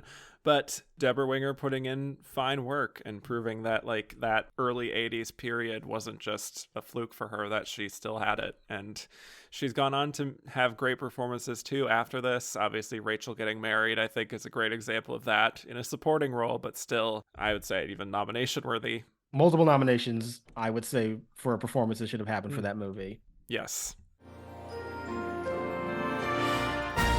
Okay, let's get to our winner, Holly Hunter in The Piano. So Holly Hunter wins her Oscar here for The Piano, directed by the great Jane Campion. So we last talked about Holly for her breakout performance in broadcast news in '87. That and Raising Arizona really helped put her on the map. And a few years later, she won an Emmy for her performance in Roe vs. Wade, which is a TV movie. She doesn't have too many big films in between, but she worked with Steven Spielberg for his film Always. Not regarded as one of his best, but she's working with Spielberg, so that's kind of nice. But then her '93 was major. She won another Emmy for her work in another TV movie, which was The Positively True Adventures of the Alleged Texas Cheerleader Murdering Mom. Sounds fun. I haven't seen it, but people say she's good in it. And then she has a supporting performance in The Firm, which she gets a supporting actress nomination for this year, as well as this lead nomination and win for The Piano. So Holly Hunter was not the first choice for this role. Jane Campion had actually wanted Sigourney Weaver, which I would have loved to have seen what that version might be, but she turned it down. Jennifer Jason Leigh was in the mix, Isabelle Huppert, Marlee Matlin, all versions that I think would have been fascinating, but Holly really fought for the part and she got it done. So The Piano is another period drama. Here we are again. This one's set in the 1800s, and it tells the story of Ada McGrath, played by Holly, who's a Scottish woman who has been selectively mute since she was 6 years old. She also has a young daughter, Flora, played by Anna Paquin. So Ada's father decides to sell her into a marriage to a New Zealand frontiersman, Alisdair, played by Sam Neill. Great year for Sam Neill. Another one. Another double up. So lots of Jurassic Park among the mix of these here. Yeah. But anyway, travels to New Zealand with her daughter and her beloved piano, which she plays to express herself. And when she gets there, she is separated from her piano and she's miserable.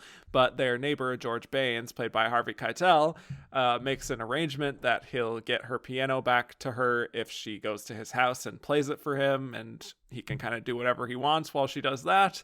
And while she's clearly uncomfortable with the whole situation, she starts to develop some unexpected feelings for him, which kind of complicates matters, you could say. So let's talk Holly Hunter, our winner. What is your relationship with Holly Hunter and this movie and her Oscar-winning performance? I mean, I am a fan of Holly Hunter. I admit that because of the age that I am, my go-to role for her probably is The Incredibles. That's probably the first instance where I maybe had noticed her, to be completely honest. But, obviously... It's hard not to notice with that voice. Yeah. Truly. And, I mean, it's a great character to play, too. She's great in that movie. Yeah. But yeah, I mean, she is amazing. And I have found more performances, obviously, since then. And I think that she's another one that has just such a great screen presence to her. And she can play a very wide range of characters and they all feel so believable. I feel like she can find the very delicate features that make all of them individuals and so real and so different from each other too. And that's what's amazing. I mean, this very year, I don't think you can even look at her performance in The Piano and The Firm as how is this the same person? They're completely two different kinds of performances, and she's great at both of them. So even this year speaks to her range. And I mean, in this film in particular, it's so internalized, which is usually the type of performance that I really, really respond to. I love actors that are able to show so much emotion with just their facial expressions and their movements. And of course, that's all this performance. And I mean, there's a reason why it has the reputation that it does, because it is one that gets to so much complexity without ever speaking. And that's such a tremendous thing to witness in a film. And I think that she does an incredible job at it. Yeah, I completely agree. This is one of my favorite movies, very much up my alley, and I love so many of Jane Campion's movies, just her style. I know that they aren't for everyone, but she has such a strong visual sense and this great sort of thematic resonance. I love how she captures darkness and these dark, thorny kinds of stories. And this is, for me, her most evocative film and one of her most ambitious films, and one where I think if the approach is off by just a little bit, it could be very messy and not in a good way, or just very dry. Mm-hmm. this character of Ada could be totally inscrutable. But what Holly Hunter does with a look and how she seems to be changing as a person, even within the same scene, I think is really remarkable. I think this is one of those performances where, I like Holly Hunter. I love a lot of her performances, but I kind of get her as an actress. Like, I know what I'm going to get with a Holly Hunter performance 9 times out of 10. Spunky, scrappy, acerbic, whatever. It's kind of how people fell in love with her with broadcast news. But when I watch this movie, I do not see Holly Hunter.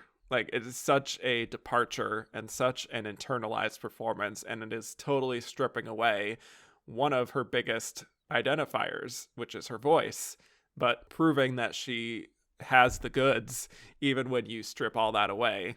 And I think this is also a performance that seems probably a lot simpler than it looks. Like, it sort of leaves you to interpret everything she's feeling because she's not voicing how she's feeling at any point. It's all on her to communicate, her feelings of discomfort and also her feelings about her piano and make that not seem cheesy, but because it very well could have been. And then, she's growing more comfortable in her sexuality as she's starting to fall in love with Baines and make that journey feel natural. Plus, like, seeing her be so loving and warm with her daughter, it's very complicated, and she's kind of like a different person to different people, but she has such a willful quality that is consistent throughout the film, where even when she's at her lowest, you can definitely feel this inner strength and a feistiness that's actually very Holly, to her credit. Like, that is what makes her good for this part. So I think it's a fantastic performance, and one that is sometimes really helped by Jane Campion's vision and the way that she frames her. I think that's what I was thinking about on this watch, is that she is definitely the key to making the film work, but it might not be felt as strongly in the hands of a less confident director.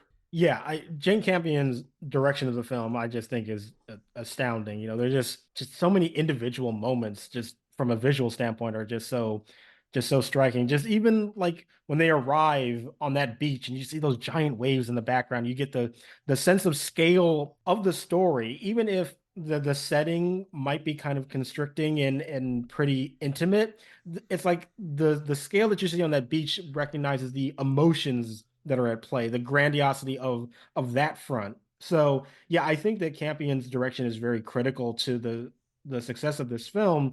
And you are so right in that it's so interesting how this is a performance that does not indulge in one of the most recognizable elements of Holly Hunter. We do not hear that very distinct voice from her, but it's just a testament to how great of an actress that she is, that she's able to find still that complexity, that and even a bit of that grandiosity within her just movements, and yet you still feel like she is a full character who is in a situation that she obviously doesn't want to be in, and is but has so much complicated feelings about that, about these two men in her life. And I actually really like that the dynamic that she showcases there is not as simple as you would think it is. It's not just this is the dominant husband that is mean to her, and then she goes to the warm or loving lover. That, like, both of them have qualities that are kind of good and bad, and it doesn't necessarily make them a binary choice for her. And that's what makes the storytelling so much more interesting. But you get that within her performance too, that she is struggling with these feelings of attraction, but revulsion or repulsion to both of them. And I find that to be so compelling from a performance standpoint. Yeah, there's so much that's asked of her. Anytime she has to deal with men for a great majority of the film, or this environment with, again, that huge tide that comes in and everything, it's all just like this disruptive force that she registers with so much pent up emotion and anger and resentment, even on her face. And then when she is like signing to her daughter or like telling her a kind of bedtime story, she's so much softer and more lyrical with her signing and her expressions. Or when, of course, she's playing the piano, just in that one scene on the beach where she's reaching her hands in and just playing that melody that we hear throughout the film. There is this kind of like inner peace that sort of washes over her. Same thing when they actually do. She is able to go back because Baines takes her there. Just that look of her kind of like sinking into it and finally being able to play this piano after being deprived of it. It's like this form of like meditation for her. It's like how she is able to find that inner peace again. And again, That to make that not seem very cheesy, I think is a credit to her and to Jane Campion. yeah, that is how it's like the reset for her. No matter what Mm-hmm. turbulent things are happening around her and the whirlwind of emotions that she's dealing with in this situation that are very complicated. It's like coming back to that piano just kind of strips it all away, and an emotional reset for her. It's the reason why it's so important to her. And as you said, it could be very easy to just be a cheap plot device that is not really given that much attention. But the way that the story unfolds and the way that Holly Hunter is portraying the character in those kinds of moments, it's this really nice juxtaposition of where you understand the importance of this thing that kind of grounds her, and then from there she has to deal with these other very complicated things happening around her, and we're still so invested in that too. Yeah. And before I get too much further, I wanted to mention, because this also comes up in a question that we got, the close up that we get of her staring down at the piano that's now been left abandoned on the beach, I think is incredible, just in how she's able to express this longing and this heartbreak without hamming it up or being too overly emotive to the point of that feeling over the top. That's an incredible close up. But I think her body language, especially when it comes to Alistair, Sam Neill's character, I kind of find it darkly funny because it is very clear that she has no interest in trying to form any kind of connection with this man. She is so resentful of the fact that this arrangement has even happened that she is just not willing to even give it a chance ultimately, which she a little bit does later on in the film, you could say. But in the beginning, just her total coldness, I think, is again kind of like darkly amusing. Yeah, and it works even more so because Alistair as a character is not really who you would expect him to be initially. As Mm, I said, I think in the more like traditional story, he would just be this tyrant who is just so yeah. mean, and that's the reason why she has to feel like she has to, go into the arms of a lover because she's not only in a marriage that she doesn't want, but she's married to somebody who just treats her horribly. But he's not that. Like he's not like a great person either. He's very inattentive to what she wants. I'm not saying that he's innocent at all, but the dynamic between them is more complicated. It is more nuanced than you would normally expect, and that's what makes their performances more interesting, and that's what makes her especially this very fascinating figure because she is navigating just a situation she doesn't want to be in. It doesn't matter how accommodating they attempt to make her. Like the only thing that she even wants out of this is just the piano, and that's the one thing that he leaves on the beach. That's so it's like from that very first moment, his attempts to make her comfortable already are off on the wrong foot. And so her complete distance from him is based on his fundamental misunderstanding right from the get-go of what is important to her, and the way that she's able to communicate that through her body language and through her silent performance is just really a wonder to watch. Yeah. And the same thing with the stuff with Baines. It's such a tricky dynamic when she is playing her piano and the scene where he starts to kiss on her neck and she's playing, and how her relationship is changing, with each minute is really fascinating because he seems to be just another man she would want to avoid. But he's also given her this opportunity to play her piano and do what she loves, as opposed to Alistair, and express herself in that manner. So it is more complicated. Like after he tells her to take off one of her layers so that he can see her arms, just the intimacy of that and the kind of sensuality, you can see her still being quite tense, but also starting ever so slightly to loosen up, even as he starts touching her arms and he's taking his shirt off. I think even though the predominant feeling is her being uncomfortable because of the whole arrangement and the situation, there is a part of her that does value his kind of comfortable masculinity and the way he worships her to some degree. Also, credit to Jane Campion for casting Harvey Keitel as the kind of love interest in this way that very few directors could have seen him as. Oh, absolutely. In fact, I remember before I had even seen the film and I heard the plot synopsis, I was convinced that Sam Neill and Harvey Keitel had the opposite roles. Because in my Right. mind, I that's what I thought. Like, yeah, Harvey Keitel would be the boring husband, and Sam Neill is the tender lover. But no, it's sort of an interesting subversion just on that front for me. But yeah, Yeah. I do like those scenes. I have to admit that at a certain point they do feel a little tedious. They do obviously get to a deeper emotion that's opening up, and I appreciate that. I think maybe we could have gotten there with maybe like one or two fewer scenes to get there, just in my opinion. But I still really like the dynamic between them, and I do appreciate that. Yes, she is a bit uncomfortable at first, but it's an uncomfortableness that she's still willing to kind of steer into a little bit. Like she's not totally into it, but she doesn't rebuke him all that much either. And it is a relationship that she enters into for transactional reasons, obviously, to begin with. But as it goes on, she understands that there is something else that Baines is indulging in with her senses that she's not gonna get from Alistair. And that exploration is what I find fascinating.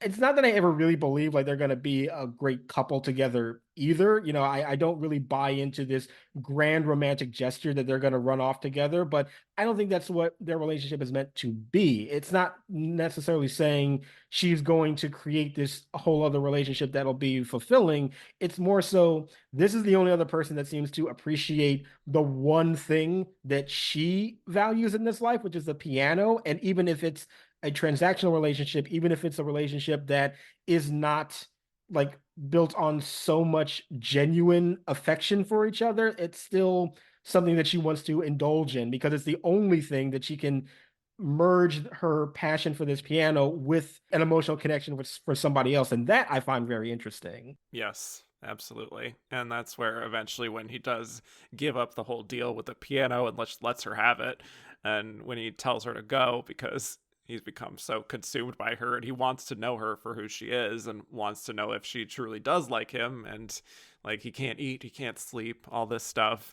Her response is to kind of like beat him up, like beat on his chest, and ultimately they do have sex, which I think despite the thorniness of the initial arrangement, there is this unspoken connection between them, and you understand her feeling like he has kind of evolved and matured, and her also taking some ownership in this affair, considering she didn't have that in the marriage that she was arranged to with Alistair. So, I think that's where the complicated emotions really come into play of you as a viewer watching and trying to figure out, like, are we supposed to be rooting for them?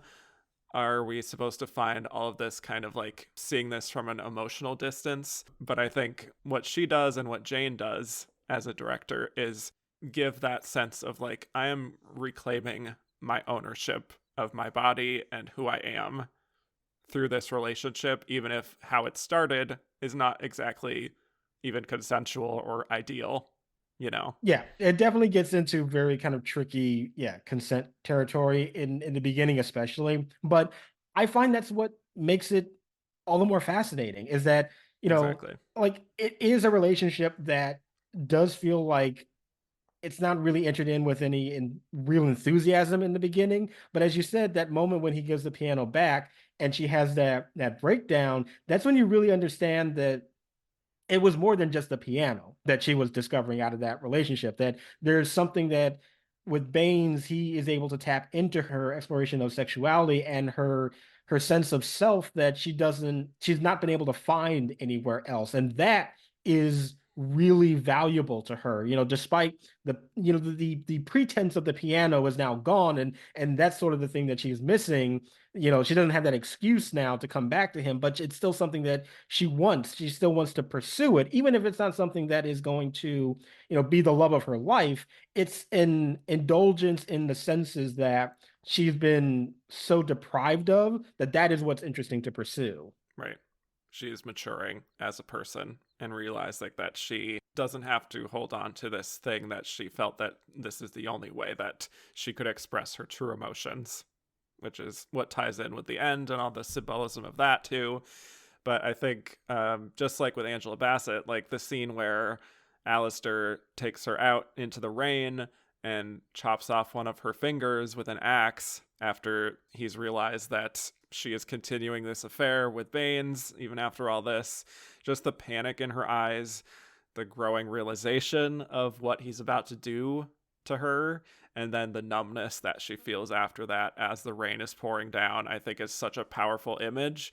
And her collapsing into the mud with that big dress, it's such a striking visual. But I think with her performance, it's like it reaches this emotional crescendo moment, followed by this release of realizing I might be trapped. There maybe is nothing left for me. Now I can't even play my piano properly anymore. And I love the choice to kind of underplay that a little bit in the immediate aftermath, because I think that's real. Like, that's shock in that moment. Yeah, she doesn't scream, which I find to be such a kind of a bold choice, but very, very effective. Because it's like, as you said, that numbness to the whole situation where the only thing that gave her the tiniest bit of solace in the situation is now taken away from her. And the fact that we hold on her expression that is so just bowled over and in shock, but does not express it in a way that is over the top or anything that is vocal. Like I can imagine in the more conventional story, yeah, that would be the moment she would be screaming and looking at her hand and is like bewildered and so confused. Like you can imagine how that gets played out in a more conventional movie, but her choice as an actor to be more reserved in that. And it actually hits you with an even greater impact because now it actually feels like the loss is actually felt so much more sharply when she doesn't scream and is just left with this blank, almost this blank expression. But obviously, we know there's so much more going on there of the world that has now been robbed of her. And that's incredibly powerful. Yeah, yeah. As you were mentioning that, I was unfortunately thinking about the moment that that happens in with Children of a Lesser God with Marlee Matlin, Yeah. where she has a moment where she finally has enough and she screams, which I think is an effective moment in that film, but is definitely a trope ultimately. And Hmm. I'm definitely glad that they went in a different path with this one. But yes, the final kind of closure moment of her finally leaving this place with Baines and just going off in this boat and then letting go of the piano and then intentionally putting her leg in and deciding at the last minute to not be dragged down with her piano. You know, that is a very striking moment and one that has been debated of, does this movie kind of earn that ending of her deciding to make that choice? Because Jane Campion herself has said that initially she wanted it to just be that she drowns with her piano and that's the end of the movie. Just curious what your thoughts are on this ending, Yeah, because because I've gone back and forth on this. same. I have too, because there's a part of me that does sort of feel like maybe the happier, quote unquote, happier ending that we get does feel a little unearned and sort of out of nowhere. Because, like, again, as I said, the relationship with Baines never feels like to me something that is this grand love story that they're telling. It's more so he is somebody that can give her this attention with also indulging in her passion for the piano. And when you remove the piano, is there much there with that relationship that I want to see go? I mean, I'm not sure, and I know like she gets to play again, but there's so much focus on this particular piano, narratively speaking, it's so integral to the plot and to the characters that when you remove it, I don't know if I really buy into it. But then at the same time, it's like, there's also a trope of characters dying at the end of the movie and that kind of feeling like a bit of a cop out in terms of an emotional arc. And it can be very tricky to end a movie like that and not seem like the writer just couldn't figure out a better ending. So they killed them off.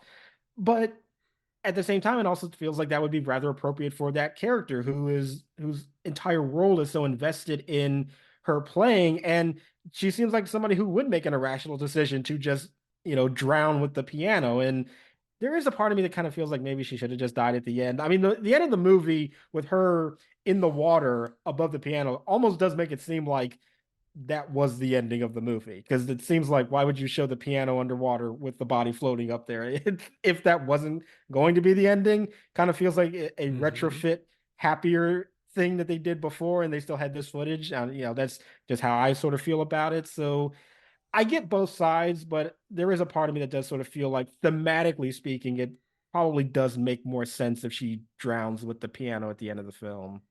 Yeah, I understand that. I do just appreciate that either way, she is making an active choice. Sure, sure. You know, it's not like she's been killed by any means or anything.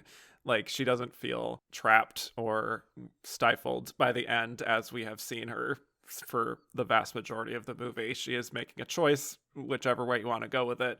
The ending, when she is talking about how sometimes she dreams about being in the ocean grave with her piano, it does feel kind of like having a cake and eating it too, ultimately, Yeah, because we get that as the final image. I don't know. I'm not too mad about it that we got the happier ending here, just because also like she's been put through the ringer through most of the film yeah, anyway, so it's like at least she gets to move on to a different part of her life and put the metaphorical piano in her past behind her and still find some happiness. She has her new finger, her metal finger, and like she can still play. It's a satisfying ending, even if maybe what Jane Campion's story, what she's telling, feels more inclined for the darker ending. yeah. I'm not too mad at it either. Like you said, Yeah. I'm perfectly fine with her having some happiness at the end, especially after being, yeah, as you said, just gone through the ringer Mm-hmm. for so much throughout the film. And it's nice to see a little bit of a lighter note for her.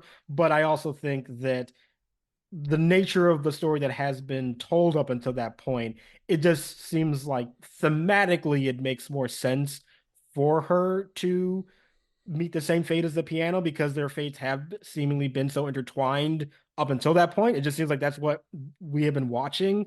But I'm not complaining that much. I don't find it to be like a great betrayal. Like, I have seen Yeah. movies where it seems like we get the happier ending and it comes out of nowhere because it felt like a studio note. It doesn't feel like Mm-hmm. that's really here. It does still mostly work for me, even if I think that the stronger ending probably is the other one. Yeah. But either way, Holly Hunter, incredible performance. And I think she sells this journey. I've seen more than a few people talk about how watching this film, like critics at the time, talk about like watching it and feeling like after a certain point, they forgot that she hadn't even spoke. Like, that's how much of a connection that they felt. After a while, you do kind of just forget that she hasn't spoken how she feels. You just know how she feels through this whole journey because of what she's doing with her gestures and her face. Yeah. So, Well, there is yeah, also the the other conversation about maybe the reason for that being is because Anna Paquin does a lot of the speaking for her, but I know that that's too. another That too. conversation that people have had around this film too. Well, let's get to the Oscar race here. So before the Oscars, this was another year where the precursors were totally dominated by one person, just like Emma Thompson in the previous year. Holly Hunter won the Golden Globe for Drama, the BAFTA, the New York Film Critics, the LA Film Critics, the National Society of Film Critics, the National Board of Review, Boston Critics, Chicago Critics, London Film Critics. Just complete sweep. Like, literally no one else winning. And Angela Bassett, of course, won the other Golden Globe for comedy musical, although I don't think that's how it would be classified nowadays, because, like, it has music in it, but it's not really a musical, and it's definitely more of a drama. That's Yeah, its own Globes thing. were doing that for a while, but I think they have stepped away from that classification Yeah. now. And she did get a few other critics nominations. Stockard Channing, Emma Thompson got precursor noms. Not really any wins necessarily. Debra Winger had a BAFTA nomination and a LA Film Critics mention, but that was shared with A Dangerous Woman, which she actually did get the Golden Globe nomination for. But then the Oscars were like, no, we prefer you in Shadowlands. So let's talk about it here. Why do we think Holly Hunter was our winner from this lineup, beyond the fact that she swept all the precursors? Yeah, I mean, well, you look at that performance, and it's sort of hard to deny that that's the one that is worthy of a win. It's not the traditional like disability performance, but the fact that she doesn't speak and she presents herself as mute kind of indulges in that a little bit, which, as we know, the Oscars tend to really like from their Oscar winning performances. If you have a Hmm. disability of some kind, or even one that is evocative of one that kind of gives you an advantage. And yeah, I just also feel like her body of work probably up until this point was very notable. She'd been a previous nominee. This was a big year for her as well. Also double nominated with Emma Thompson, but obviously Thompson had won before. So I can see that this being one of those situations of it's a great performance. The role is kind of baity in that regard in terms of the Academy. There's the body of work leading up to it, and it's just sort of the perfect storm to be like, yeah, we're gonna reward you now, and this is your time. Yeah. And I think it's a performance that people felt that they hadn't really seen before in a way. Like, it's such a unique film and just how textural it is, and it really puts you in the mind of Ada. And, like, just from reading articles, the kind of prevailing thought was just how expressive she was without saying anything. I even saw one person say she delivered the kind of silent performance that hadn't been seen since Lillian Gish. There was just like so much over the top praise for Holly, and it's very showy in its own way. Like, Angela Bassett is obviously very showy too, and much more externalized than Holly. Plus, as a film, I think What's Love Got to Do with It was obviously less liked by the Academy than The Piano, which is nominated for Best Picture and wins Supporting Actress, wins Original Screenplay. I think ultimately there is just a more universal quality maybe to what Holly does that kind of transcends language, really, and it feels like it appeals the most to actors. Like, you can imagine so many actresses wanting to play this kind of role. I think Bassett's role does too, and I'm sure she got quite a few votes, but I could also see some snobbiness maybe coming into play where What's Love Got to Do with It is so upfront, I think, with the domestic violence and the very direct emotions, whereas The Piano, I think, is a little more sparing and it's still violent, but in a way that is a little more to the taste of the Academy, even for as unique and kind of strange or a weird lullaby, as they say at the final line of The Piano. It is not exactly your standard Oscar fare, but in the way that the performance plays out, I think it is just more to the Academy's taste. Yeah, while that performance actually does feel like a bit atypical. I mean, as had mentioned, it does have some trappings that we would normally see, but it is very quiet and reserved, which normally quiet and reserved does not make Oscar-winning performances most of the time, especially if you're up against the real person musician, musical artist Yeah, biopic very true. performance. That usually is not the way that is played out. But I also feel like for Holly Hunter, maybe an advantage that she also has is the movie does feel traditional in some other aspects too, just the setting and the type of story it is. It feels like something that is based on a book, even though it's an original film. It Totally. it definitely I has. want to read this movie. Yes, it very much feels like it has like classic literature aura to it. And I think Hmm.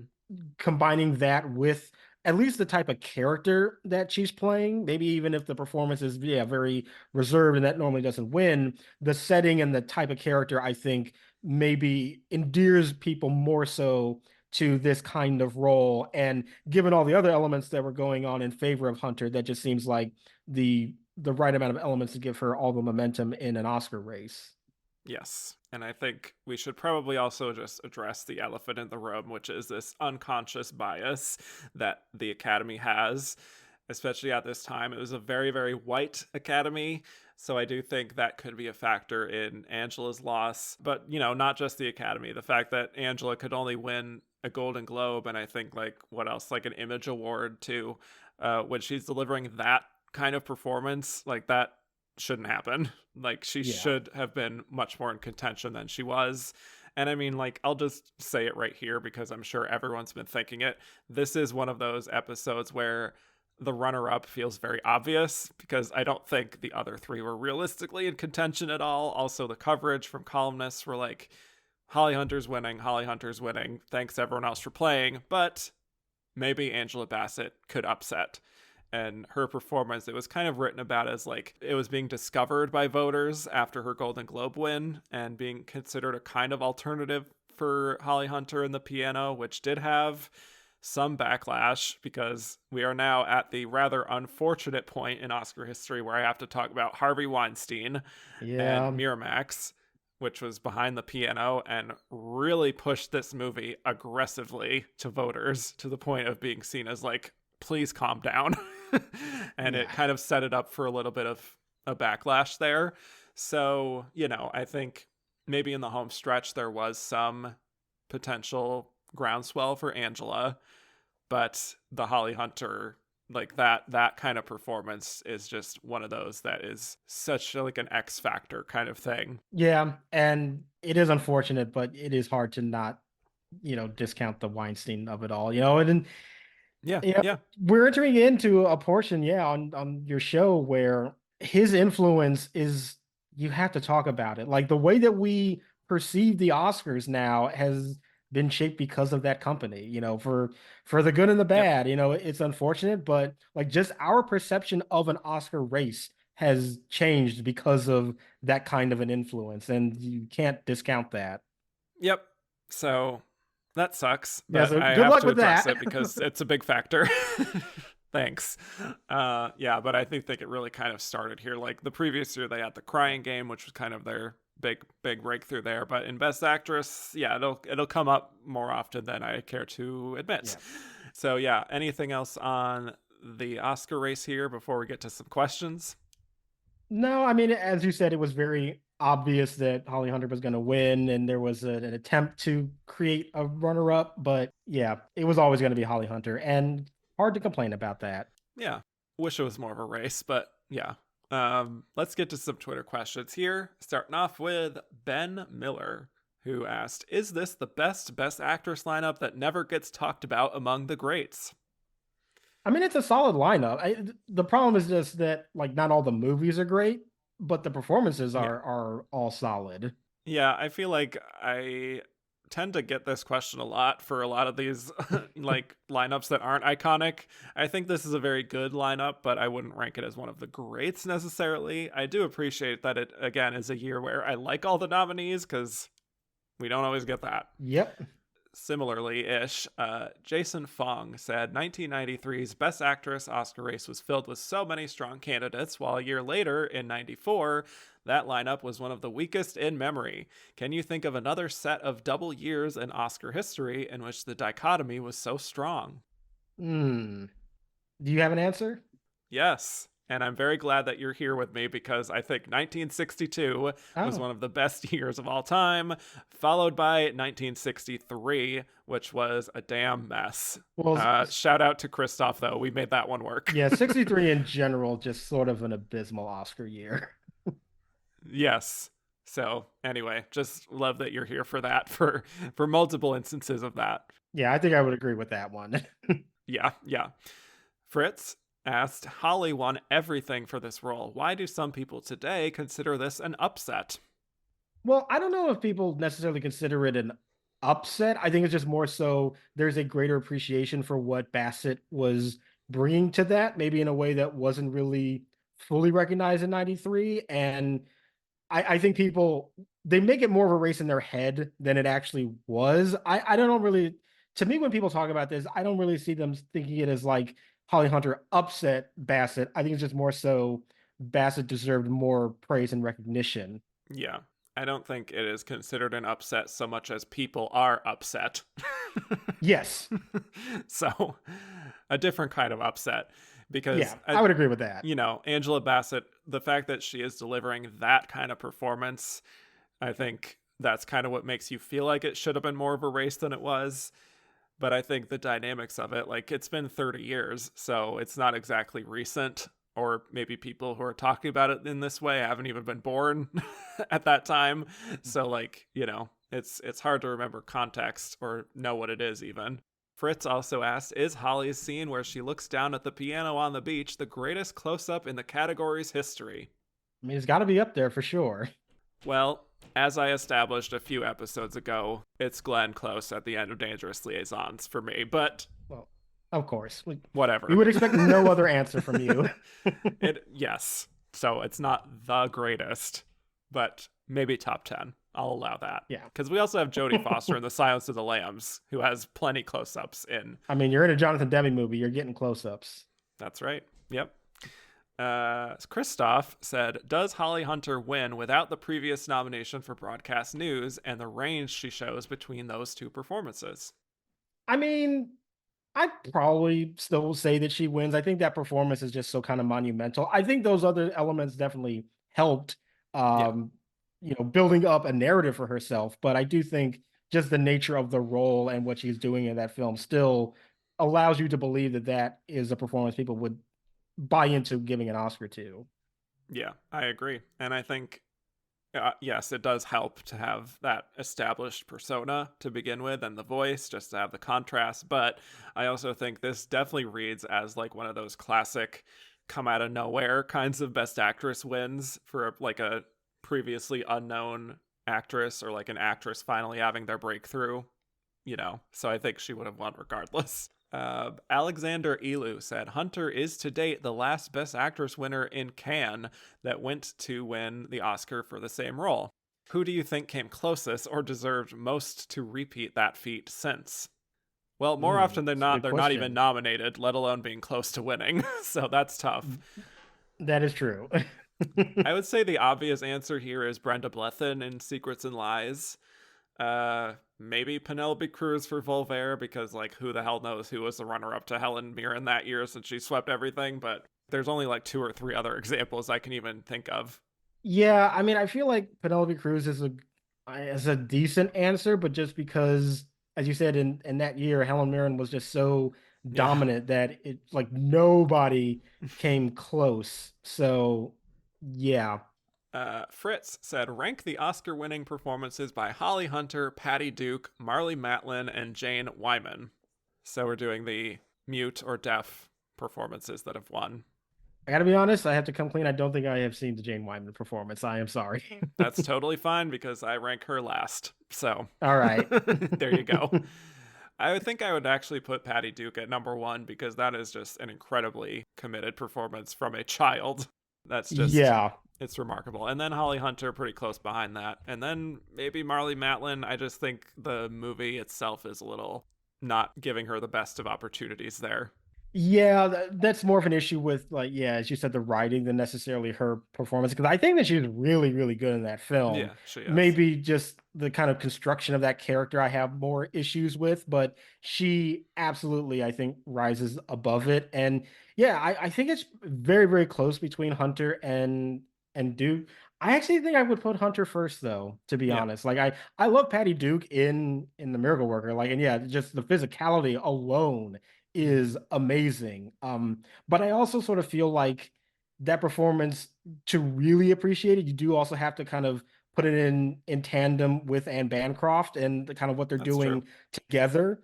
And not to take away from Patty Duke, but I just feel like it's so dependent on the interplay between the two of them. Whereas I think Hunter does a little bit of a better job of obviously like commanding all those sequences on her own. And that's why I think I would give her just a little bit of the edge. Yeah.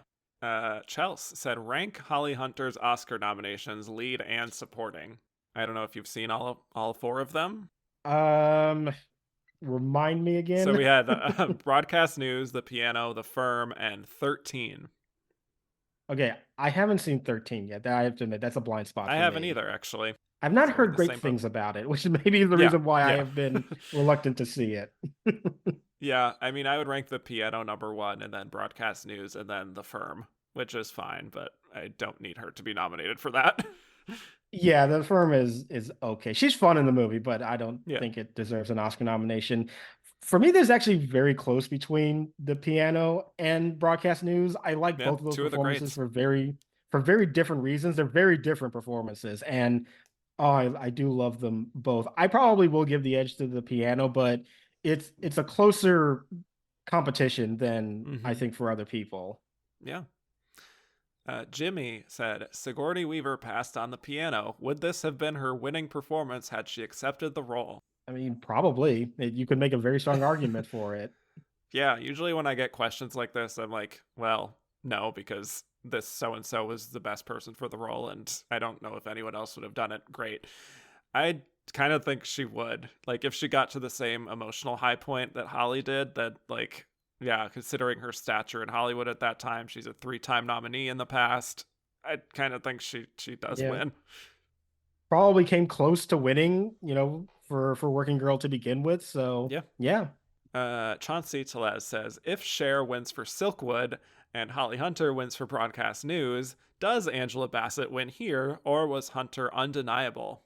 Oh, this is always the scenario that people are playing with, like that mid '80s section in Yep. with these actors, these actresses. Yes, this is always the alternate timelines that we're thinking about. Yep. And I have played that out in my head as well. So Yes. Me yeah, too. I mean, maybe, although there's a part of me that thinks that Holly Hunter probably just ends up being a person with two Best Actress wins. I think she would still be the victor, but I definitely would like to entertain that scenario because yes, it's the moving butterfly effect pieces that we try to figure out with these Oscar wins around that time is always fun to theorize. Yeah. I think the race between her and Angela would have been a lot closer if she had won already. But I do think, like, we just had Jodie Foster winning twice in a very recent time Yeah, frame. And I think the performance being so different from Broadcast News really would have helped her, and she just would have won again. I know that's not what people yeah, want to hear, but that's just realistic, unfortunately. I'm inclined to agree. Yeah. Ben Roberts said, am I the only person that finds Hunter's supporting actress nomination for The Firm a bit of a weird one? Do you think voters would have been tempted to give her the win in supporting so they could reward Bassett in lead? Well, clearly not enough of them felt that way because that's not what happened. But Yeah, and yeah, it is weird. I don't really see what's so like Oscar worthy about that performance. As I said before, it's fun. I like her, but I think calling it one of the five best supporting actress performances seems a little much. undeserved in my opinion. But I Yeah. think that's just people really loving her in the year that she had, and that's what that feels like to me. Yeah, I agree. This was not a Jessica Lange kind of thing of winning for Tootsie instead of Frances because it's different dynamics. So I doubt she was even in contention to win in supporting, to be quite honest. I think she was probably Yeah, fourth or fifth. Yeah, honestly, it feels more like a Jamie Foxx situation where the Hmm. lead performance is just so incredible and people love it that it's like, oh, you had another thing that you did this year too? Yeah, we'll throw that in as well because we just think you are so incredible in this one movie that we just want to reward you anywhere that we can. Yeah, coattailing herself. Yeah. Ben Roberts said, this is Hunter's last nomination to date in lead actress. Are there any subsequent roles you would have nominated her for? And also, Dark Shaka wants to know why she wasn't nominated in lead again. Not enough opportunities, to be honest. Like, when we look at her, like, she's been a great supporting star, I think, for so long that, she's done great lead work in TV, but not as much as I would have liked to have seen in film. Yeah, I look at her filmography and it's like, as you said, a lot of great supporting performances, but nothing really in the lead. And that's not all her fault, obviously. That's just opportunities not being Yeah, afforded to that's older Hollywood. actresses. Yeah, that's so yeah, I just don't really feel like there's stuff I would have nominated her for sure. Like I think she should have been nominated for The Big Sick, but obviously Yeah. that's supporting. So it's just sort of the nature of her career at the moment, sadly. E. Merman's Purse said, there are some Oscar wins that people seem to regret immediately. Grace Kelly over Judy Garland, for one. But the Hunter v. Bassett battle seems really retrospective and more an attempt to atone for other miscarriages of the Academy because Holly gave one of the great performances. Thoughts? This is kind of a running theme we've been talking about in this episode. Yeah, I do think it's a case where it doesn't seem logical looking back that Angela Bassett wasn't heavily contending for the win because she has that performance. That's just what it is. Yeah, and in that kind of movie too, I think that's what it is. Yeah, It's like we're so accustomed to the musician biopic performance doing so well that right. it feels like, how did this not work out, especially when it is that performance in that kind of a movie? And but I do think that that is the benefit of being so far removed from this Oscar race and people not even, as you had mentioned, some people maybe not even being alive when this Oscar race happened, talking about the dynamics of this. And I think that clouds the perspective a bit. So no, I think, and look, Holly Hunter is great in The Piano. These are two really great performances that if Yeah. either had won would have been would have been fine, and I think that Holly Hunter winning over Bassett, it does, yeah, tap into greater injustices that are on a longer time frame with the Academy, and I think people sort of boil it down into this race to discuss that. But Hunter is still giving an exceptional performance that is worthy to win, and it really is just unfortunate that it's just these two performances that had to go up against each other. One of them has to win, but they're both great, and but it's just how it shook out. Yeah. Yeah. And Joey Gentili has a similar ish question saying Angela Bassett did the thing here and was robbed. With what should have been an easy win for her here, it was not hers in the end. Why do you think, after all these years, that she, like Whoopi, is one of the most universal Oscar robberies of all time compared to the winner? Okay, well, I disagree with the premise of the question because I don't think this is one of those, like, terrible winner, robbed runner up type of situations. But Yeah. just in general with Angela, I just think she has so much respect that it just does feel unjust that she hasn't won yet. And it was, again, what led the Academy to give her the honorary Oscar within a year of her losing her second nomination. People are just very invested in what she does on screen. Yeah, I also do very much disagree that this is like highway robbery. Yeah. Holly Hunter is amazing in the piano. This is a very worthy performance to win, and Bassett would have been worthy too. And I it does feel like that. As much as I am happy that she has that honorary Oscar, it does very much feel like we wanted to give this to you, but we got swept up in the Everything Everywhere All at Once emotion with Jamie Lee Curtis, and like, sorry, here's something to kind of make up for it. Sorry, it does sort of feel like that. But you Yeah. know what? Whatever awards that she's given is very deserved, and I'm fine with it. So, and she's in a very fortunate position where people still really want to see her. She's very much in Yeah. demand, and she's going to be in so many great movies going forward. I have total confidence in that. So it would have been nice if she had won for this, but I don't consider it to be a great Oscar injustice either. Yeah. Mr. Entertainment said, if her film was more acclaimed and had gotten more nominations, do you think Angela Bassett would have won? Again, I think it would have been closer. I'm just not sure it would have been enough even then. Yeah, it maybe would have made it a bit more competitive, but I think Hunter still would have had the edge. Yeah. Fritz said, why do people always complain about biopic performances winning and then complain that Angela didn't win here? I actually do think it's a good point. And it's actually something I've even struggled with myself in thinking about this race because yeah, I am somebody that has normally very much complained about certain types of performances always seemingly having a spot in these Oscar races and the more subtle work not going recognized. And this is a situation where that is the opposite that occurred. And I think that should be celebrated. As we have said before, I think it is born so more out of an appreciation of Bassett just as a performer and how few Black actresses have been recognized in the Academy history. And I think people are voicing that frustration. And when you have a performance here that, yes, is in the musician biopic subgenre, it's still so great. And if you think about all the other people that have been the beneficiaries of that kind of performance, and this is one of the instances where it doesn't happen, I mean, it's hard not to take note of that as well. Yeah, that's what I was going to say too, is that, like, if you flip that question around, biopic performances do win all the time. So why couldn't Angela do it too? Why is she being held to a higher standard? I think it's a fair Yeah, question. Yeah. yeah. Not to dismiss Hunter at all for her performance, but yeah, I think it is a very astute observation to bring up that in all these other instances, this has resulted in an Oscar win for a person. And when you then suddenly say, well, now it's just about the performance, it's like, okay, Hmm. well, Interesting. now it's about the performance. When all the other times it's not, okay. Well, Yep. I don't know if I agree with the premise of that conversation, but it's still something that I think is important to bring up. Mm-hmm. Chelsea said, what other films should Angela have been nominated for?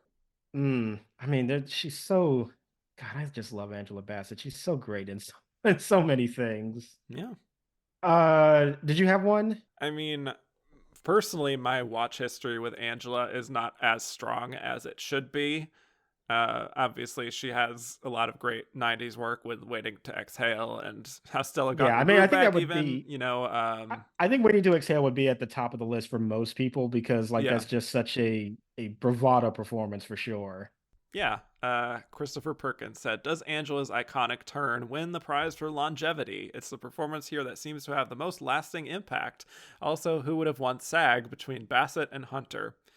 I think definitely Holly Hunter still would have won SAG, Yeah, just like she won everything else. Just to, yeah, you know. she would have definitely swept. And like I don't think Hunter is forgotten either. Like The Piano is a No, I don't very either. well-respected movie. Like people still love that film too. And I would even argue that while Bassett, yes, has had longevity, that's the only thing people really talk about from that movie. Like they talk about her performance, but that's about it. Maybe they'll extend it also to Lawrence Fishburne, which they should, because I think he's Hmm. equally as good. But that's about all that people really remember from that film. Whereas the piano has that performance, but it has all this other stuff in it too that makes you appreciate that film. So no, I think that history has been rather correct in its assessment with those two performances in particular. Yeah, I think after Wakanda Forever happened, there was a lot of discussion again of her work and What's Love Got to Do with It, and it maybe has had a little bit of like pop culturally people were talking about that a lot last year. I don't know if that's going to continue, but I think with Holly and the piano, like I think it is regarded as a great movie and a great performance, but I don't know if the conversation is specifically around her performance, especially compared to what you just said with like people aren't really talking about What's Love Got to Do with It. They're talking about Angela Bassett in the movie, if Yeah, any of that made exactly. sense. Yeah. Um, Celluloid Siren and Amar had similar questions, so I'll just combine them, which is that if either Holly or Angela and their movies had been released the year after, would they have been able to beat Jessica Lange? Yes and yes. I think Yeah. both of them would have won, honestly, even Angela. Yeah. God, 94. Oof. Terrible. This is so bad. Yeah, Yep. it would have been much, much easier. Yep. That's again just how it shakes out sometimes. Joey Gentili said Stockard Channing is sublime here, one of the few roles Meryl Streep was ever denied in getting a chance to do. Had Meryl done this role, do you think she would have been better than Stockard, or was Stocky just the correct choice? I like Stocky as a nickname. Um, I think she was the right choice. I think Meryl would have been fun to see in that role, but I don't know. I'm glad Stockard got this opportunity, if nothing else. Yeah, I kind of feel like have an image of what Meryl Streep in this role would be, and it would Same. be good, but Yeah. it would be rather expected, you know. And Yeah. I like the chance to see Stockard Channing in this and yeah, do something that maybe I wouldn't expect and just see something that I know would have been different from what Meryl Streep would have done. Yeah. Who would have been great, yeah, but Sure. I can already see what that performance is, and Hmm. yeah, maybe there's many others that are like it from her at the same time. Jeremy Kaplan said Stockard Channing played her 6 Degrees role in both the stage and film versions. Which other nominee here would you most like to have seen perform a stage version in addition to the film version? Well, I'm sure it would have been a lot of work, but Angela Bassett and What's Love Got to Do with It, the musical, I guess, it'd Yeah, be tough to do some of the domestic violence scenes there, but like on a pure entertainment level, just seeing Angela Bassett command the room like that would be fun. I don't know if any of these others really work on the stage. I guess the piano maybe would and be interesting to see. I don't need to see the others though. well, wasn't I thought Shadowlands was based on a play? Uh, I think it was a book, but I'm not sure. Well, It could have been a I think it was play. like a book that he then also adapted it. I mean, there was a Okay, weird like adaptation process with that. I'm not sure, but gotcha. because like that also is a movie that it exists with so many like one-on-one Yeah, it is a conversations with play. people talking in rooms. Yeah, yeah. So Yeah. I guess that technically counts too, but I'm sure it's a boring ass play. So that's I would much rather see Angela Bassett do the stage work for What's Love Got to Do with It.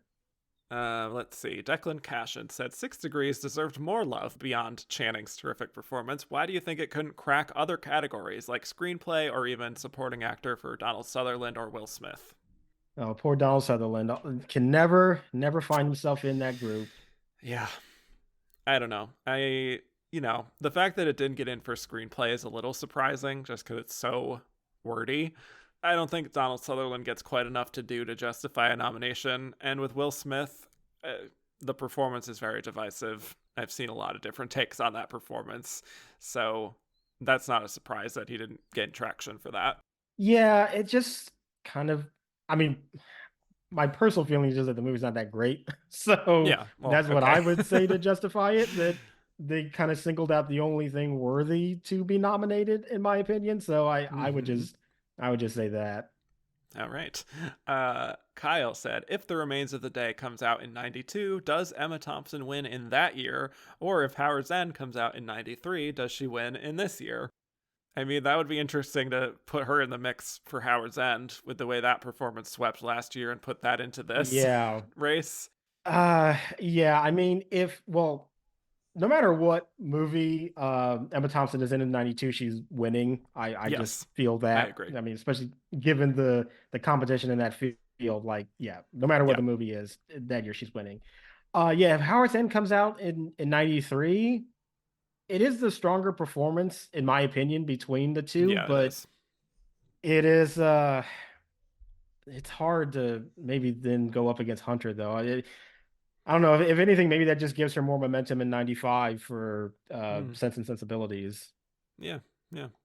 Miles McHale said, if Emma hadn't won just last year, would she have been more of a threat here, or would she have won supporting? I don't know. I think, again, she'd probably be like second or third, maybe, but I don't think she would have won for The Remains of the Day. I don't think. Definitely could have won supporting, though, for In the Name of the Father. I think that's a good instinct. Yeah, could have. Or they could have done what maybe I would have done, is maybe they would have should have dropped her from Remains of the Day into supporting and instead nominated her lead for Much Ado About Nothing. Or that. Yes, That's what that's I would have true. done. That's actually, yeah, I like that combination better. Andy Bayless said, Howard's End is a lovely performance, but it does feel like Emma Thompson's two nominated performances this year were slightly more showy. Did she win because of the lack of competition in 92? And how would her Howard's End performance fare this year? We've already kind of covered that. I already talked about it last week. Would have been strong, but Holly Hunter and Angela Bassett, I think, would have still been stronger. Yeah. Yeah, and as we mentioned, the kind of weak competition did help her immensely in 92. It's still a great performance, very Yeah. deserving of the win, but she had a much easier path to that win. Dustin Britt said, do you think Emma Thompson can tell her two movies apart? Or is it like trying to identify a neighbor's twins?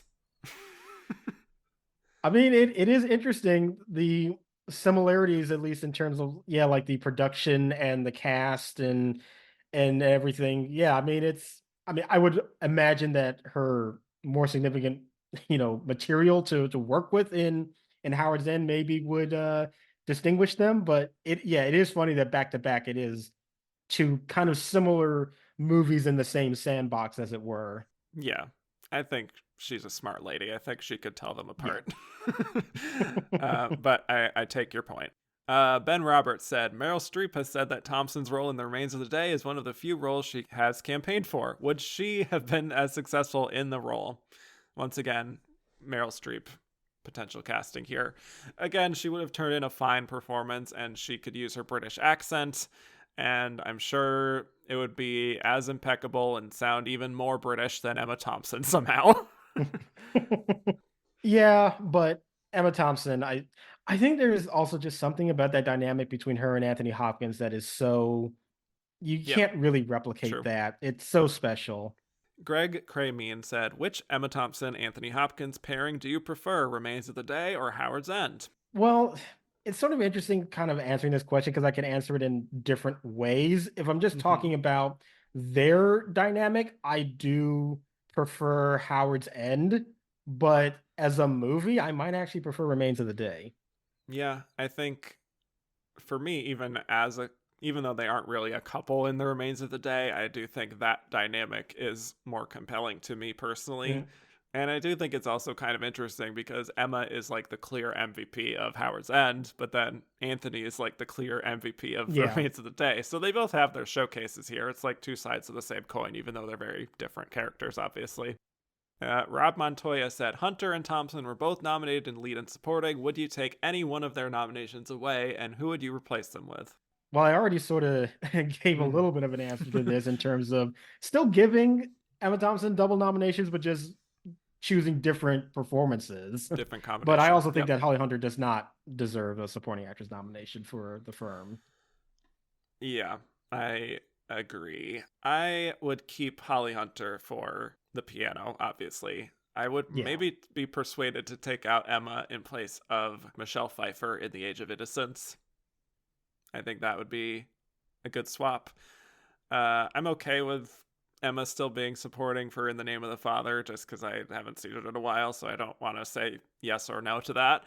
But Holly Hunter in The Firm, I don't really need that to be nominated. Obvious sub in there would be like Joan Cusack and Addams Family Values. But I do also want to shout out, because I was trying to figure out other potential nominees for that year. Darlene Cates in What's Eating Gilbert Grape, I think, would have been a great nomination. So there were Yeah. I options. love that. I love that one. Another one that I really, really love too, which actually might be my personal winner in this category that year, is Yale Kui for The Wedding Banquet. Oh.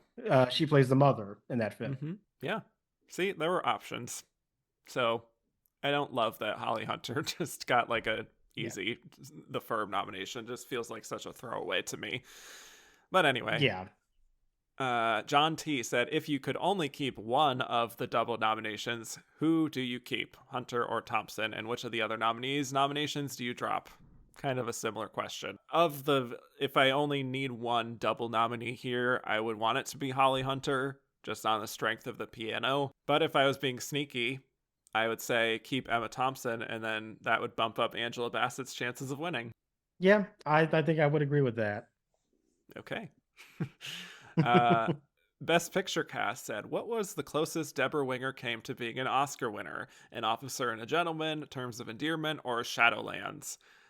I think definitely Terms of Endearment. I think she was fourth or fifth for the other two, to be honest. Yeah, it's just unfortunate that with Terms of Endearment, like yeah, it's got all of the necessary ingredients to be an Oscar winning performance, but unfortunately, you're going up against Shirley MacLaine. So Yep. Yep. The Ghost of Glenda Miss Jackson If You Nasty said, Winger was nominated for the Globe for A Dangerous Woman, not Shadowlands. Was she nominated at the Oscars for the wrong movie this year? Unfortunately, I have not seen A Dangerous Woman, I have not either. So so I I can't can't tell. say, but probably kind of I don't know. Her work in Shadowlands is like fine, but I could have very easily imagined that A Dangerous Woman is better. Yeah. Declan Cashin and Joey Gentili just kind of want us to talk about how she got in for this instead of A Dangerous Woman, and just her getting in at all for this performance because she didn't have as much precursor traction. I think it was partly recognizing that she finally had a good year again with two good performances, and the fact that this is such a sympathetic kind of character that gets in time and time again. We just had Carey Mulligan getting in for Maestro, so things Yeah, I never mean, change. very cynically, I do kind of feel like the voters were just like, "Oh, Debra Winger, cancer, saying goodbye to her child again. Like we liked this once before. Yeah, let's just do it again. This is familiar." Oh boy. Yeah. Yeah. Dark Shaka said rank Winger's nominated performances. Okay. Well, I would say number one for me is With a Bullet, Terms of Endearment. That's her best performance. Number two, Shadowlands, I guess. And then three, I would put An Officer and a Gentleman, which she is fine in, but is so limited in what she's able to do there that. Yeah, I don't really remember anything spectacular that she does in An Officer and a Gentleman. Like I remember her being good and having decent chemistry with Richard Gere, but I don't really remember a huge impact. So yeah, I think I would say that's three and Shadowlands is two, but the gulf between one and two is incredibly Huge. massive. Yep. David Krasner said, if you had to combine Best Actor and Best Actress into one category with only 5 nominees that year, who would be your selects? I actually think the only ones that I would keep from Best Actor are Fishburne and Hopkins. Yeah, that's fair. So you would keep 3 from Best Actress. That is Yeah, I think I correct. That would. is the correct combination. Majority actresses. Yes, that is the ratio that you always have to have. Yes, I would keep Holly, Angela, and Stockard personally. I think all Yeah. are deserving. I would add in definitely Anthony Hopkins. And it's been so long since I've seen this, but I do remember really loving him in it. It's Tom Hanks in Philadelphia. I do too. The movie itself is like it has other issues that were there at the time, and then now you also think about now. And I still really do like his performance, but the more I have thought about this category, like honestly, I think before this rewatch of Remains of the Day, I would have said Fishburne and Hanks, but man, Mm, Anthony yeah. Hopkins is just so good in Remains of the Day. I was like, I gotta make room for him now. Andre said, "This is the final year where SAG doesn't exist as an Oscar precursor. Who do you think would have won SAG during 1990 to 1993? Well, Holly Hunter this year for sure. I think Yeah, Emma yeah. Thompson the year before probably still would have won that. I think Jodie Foster would have won that in 91 as well. The only one that I think could have been different is 1990, where I think there could have been a little bit of sentiment on the side of Joanne Woodward potentially winning for that.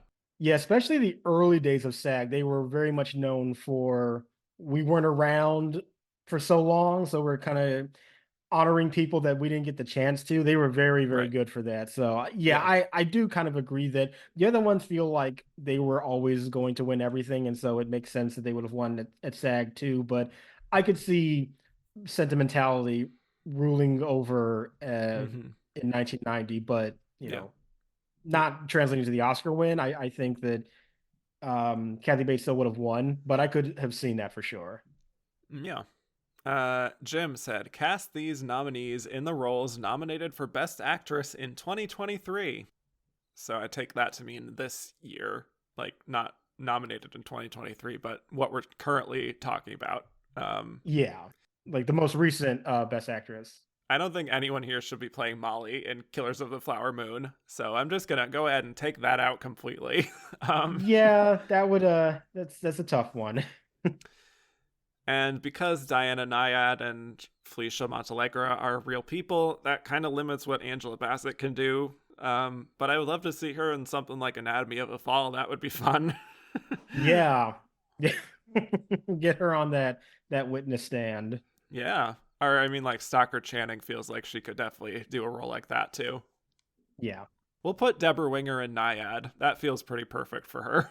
Yes. I could very much see it. Yes. Her very brassy personality, I think, fits very well with Yes. Nyad.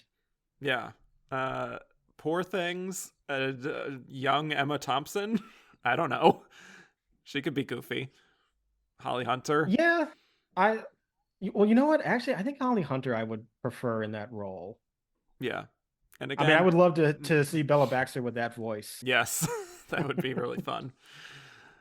So yeah, and again, we'll let Lily Gladstone keep Molly. That's just Yeah, yeah, that yeah, feels appropriate. yeah. Juan Carlos Ojano said, "Who else was realistically in the running for Best Actress outside of the Oscar 5? Michelle Pfeiffer, Age of Innocence, Juliette Binoche for Three Colors Blue, who got a Golden Globe nomination. Meg Ryan, I guess, a little bit for Sleepless in Seattle. And another one I did see some columnists say was Ashley Judd for Ruby in Paradise. She won the Independent Spirit Award. Other than that, that was pretty much it. No, wish it had been Tilda Swinton for Orlando. Yeah, but I don't think that was. I mean, it did get a No, costume nomination, I think. I think it was So, costumes and art direction, but yeah, yeah. I know that wasn't coming anywhere near the Yeah. top categories. It's just one of my favorite movies. It's actually my favorite movie from this year. Oh, that would be a good one for a woman robbed down the line. Yeah. Yeah. Hi Girls, Hi Louise said, this is a near perfect lineup, save for the exclusion of Juliette Binoche, who got Golden Globe drama nomination for Three Colors Blue. Did she land sixth, or did somebody else? Am I crazy to think that it was Michelle Pfeiffer? I mean, I would kind of feel that way just considering who she was, especially at this time Yeah. in Oscar history and the pedigree of that movie. I feel like she probably was more so in that sixth place spot for this category. Yeah. The movie got 5 nominations. Winona Ryder got in. Once again, Christoph. The previous year, Michelle Pfeiffer received a lone acting nomination for Checks Notes, Love Field. This year, she stars in The Age of Innocence, which receives 5 nominations, including 2 above the line, but she doesn't make the cut. Why? Just why? Yeah, I mean the nature of the competition, and that's just sort of the way it is. It's a very restrained performance and very subtle, and that is not what the Oscars respond to. Like, yes, Holly Hunter Yeah, is like this internalized performance, but it is showy in its own way. I don't think Michelle Pfeiffer's quite is that. yeah, So, here we go again. Lila, if Michelle Pfeiffer had gotten in for The Age of Innocence, who do you think she would have replaced? I think probably Debra Winger. yeah. I would say that. Yeah, I think the other 4 were kind of considered as much of locks as was possible in 1993. Yeah, Winger is the one that feels the most like out of place here. Yeah, even though that Yeah, movie does have another nomination with it, it does have a screenplay nomination. It just still feels like the performance itself is so familiar to what we kind of have seen before, not just in her career, but just in general. And it does feel a bit like a filler nomination, to be honest. It does seem like it doesn't really belong here. yeah. Glad it happened for her though. Oh Uh, yeah. one more outraged Michelle Pfeiffer fan here from Andrew Carden. Presuming Channing and Winger landed the 4th and 5th slots here, who do you think, or what do you think, gave them an edge over Pfeiffer, whose film was much more in the Oscar conversation? I just think it's easier to appreciate kinds of performances. Again, Michelle Pfeiffer, very subtle in that movie. Yeah, I mean, it feels like maybe you can only have room for one reserved, internalized performance, and they got that covered with Holly Hunter. And also, in terms of like the, restrained period dramas, they got that with Emma Thompson in The Remains of the Day, Yep, yep, which I they had their think bases covered. she was their preferred kind of actress for that slot compared to Michelle Pfeiffer, who they've had a rocky relationship with, you could say. Yes, they have. Yeah. And final question from Joey Gentili is our weekly recasting question. Cast these 90s Oscar talents and Karen Black in the roles above. So we got Karen Black, we've got Juliette Binoche, Sharon Stone, Marianne Jean-Baptiste, and Rosemary Harris. Okay. I guess we're just going to have to put Marianne Jean-Baptiste in What's Love Got to Do with It. Yeah, unfortunately, just process of elimination. That's just how it is. Yep. What do you think for the others, though? Man, Juliette Binoche. For some reason, I am really fascinated with the idea of Juliette Binoche in 6 Degrees of Separation. I don't know why, but That would be fun. I don't know. There's something about like that upperclassness that I think that she can really indulge in a very fun way, and I can see the ending phone call also being like really really Ooh, yeah. monumental. Yeah, I don't know. Yeah. For some reason, that just called to me to see her in that role. Hmm. For me, I just went with the piano because I think Yeah, that would be that's fun like too. the kind of first one that I went with, but then I thought, Yeah. actually Yeah. maybe 6 Degrees would be more interesting actually to see. Yeah. I have Sharon Stone in 6 Degrees of Separation. Maybe not at this time, but Yeah, like a little bit older. yeah. Only thing about Sharon Stone is like I would be just as distrustful of her. I mean, I love Sharon Stone, but she's always like got something going on behind the scenes, and I don't know, like, again, I love her, but she's got so many layers to whatever she's performing. It's like I Hmm. would almost be suspect of the lessons that she learns at the end of the film. Fair enough. Well, where else would she be good in Shadowlands? I mean, I do think well, to be honest, I can see her being, sort of the the brass American that comes in and disrupts the English setting. I can see that for her, like that first scene especially. I think she could do that. Yeah. I don't know if I would believe the chemistry with Anthony Hopkins, but I could definitely see that as Sure, well. sure. Karen Black, I decided to put in Shadowlands because she could also do that. Yeah, Um, I could see that. that leaves me with Rosemary Harris in The Remains of the Day, which makes sense for her. Yeah, yeah, So there you go. yeah.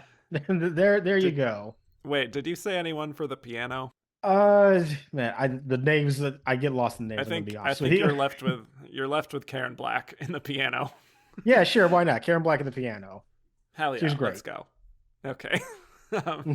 All right, well, let's move on to our final segment here where we reveal who we think was the runner up in this Best Actress race. Josh, unless you're going to come out of nowhere with a surprise here, I'm pretty sure we all know what you're going to say here. Yeah, I think it's very obvious that it was Angela Bassett, although I would also argue that it was a distant runner-up position. I don't Mm-hmm. think she was particularly close, but if you're going to name somebody, it seems like the maybe like the only other person who won major hardware during this season is the one you have to go with. Correct. Yeah, definitely Angela Bassett for me as well.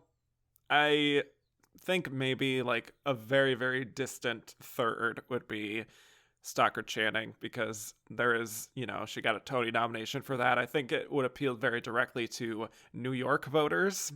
Hmm. I just don't think the other two are really in contention at all. So, yeah, Yeah. definitely Angela Bassett.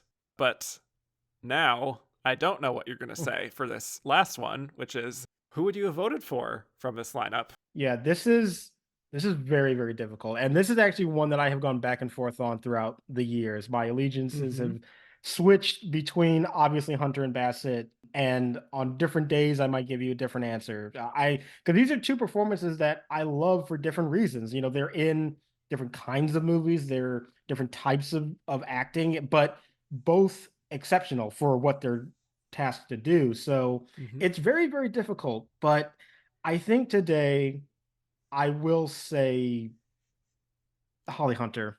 I'll say Holly Hunter, but it's not easy for me to say because again I think Bassett is fantastic in that movie too, but I am somebody that does appreciate internalized performances a lot, and that's all that Hunter is doing here. And yeah, I will give the ever so slight advantage to her, but as I said, ask me in like a month and I might say Bassett.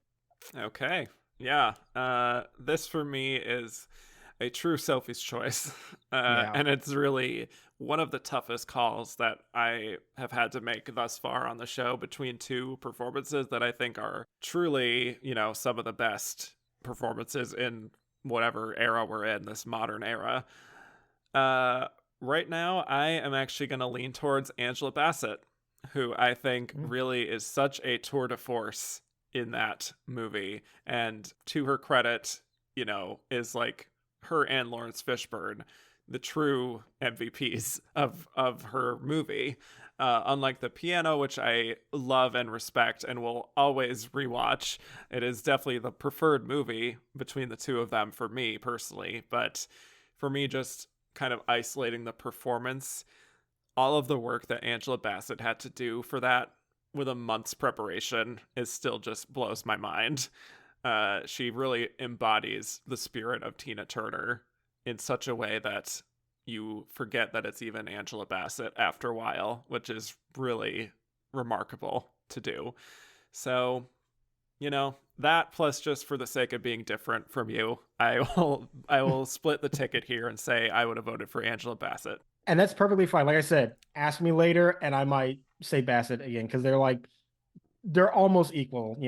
I wish this Yeah. could have been one of our ties. That would have been appropriate. Oh my god. This is Yeah. definitely one that I definitely wish was. Yeah. But yeah, Josh, thank you so much for joining me yet again for another fascinating deep dive into Best Actress. You're one of my favorite guests that I have on the show year after year. So thanks so much for joining me again. Well, well, thank you for the invitation. I'm always happy to come here and discuss Oscar history with you. Yeah. And where can people find more of you on the internet?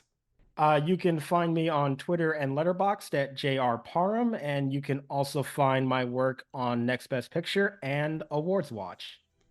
Yes. And thank you all so much for listening. You could find me on Twitter at Kevin_Jacobson and the show's at Oscar Runner Up, Instagram at And the Runner Up is. Rate, review, and subscribe if you haven't already. And if you liked what you heard, go to patreon.com/And the Runner Up is, where you can hear a whole bunch of bonus episodes. And in 2 weeks, we'll be breaking down the Best Actress lineup of 1994, where the nominees were Jodie Foster in Nell, Jessica Lange in Blue Sky, Miranda Richardson in Tom and Viv, Winona Ryder in Little Women, and Susan Sarandon in The Client, with the winner being Miss Jessica Lange. So with that, thanks again, Josh. Thank you. And I will bid you all adieu.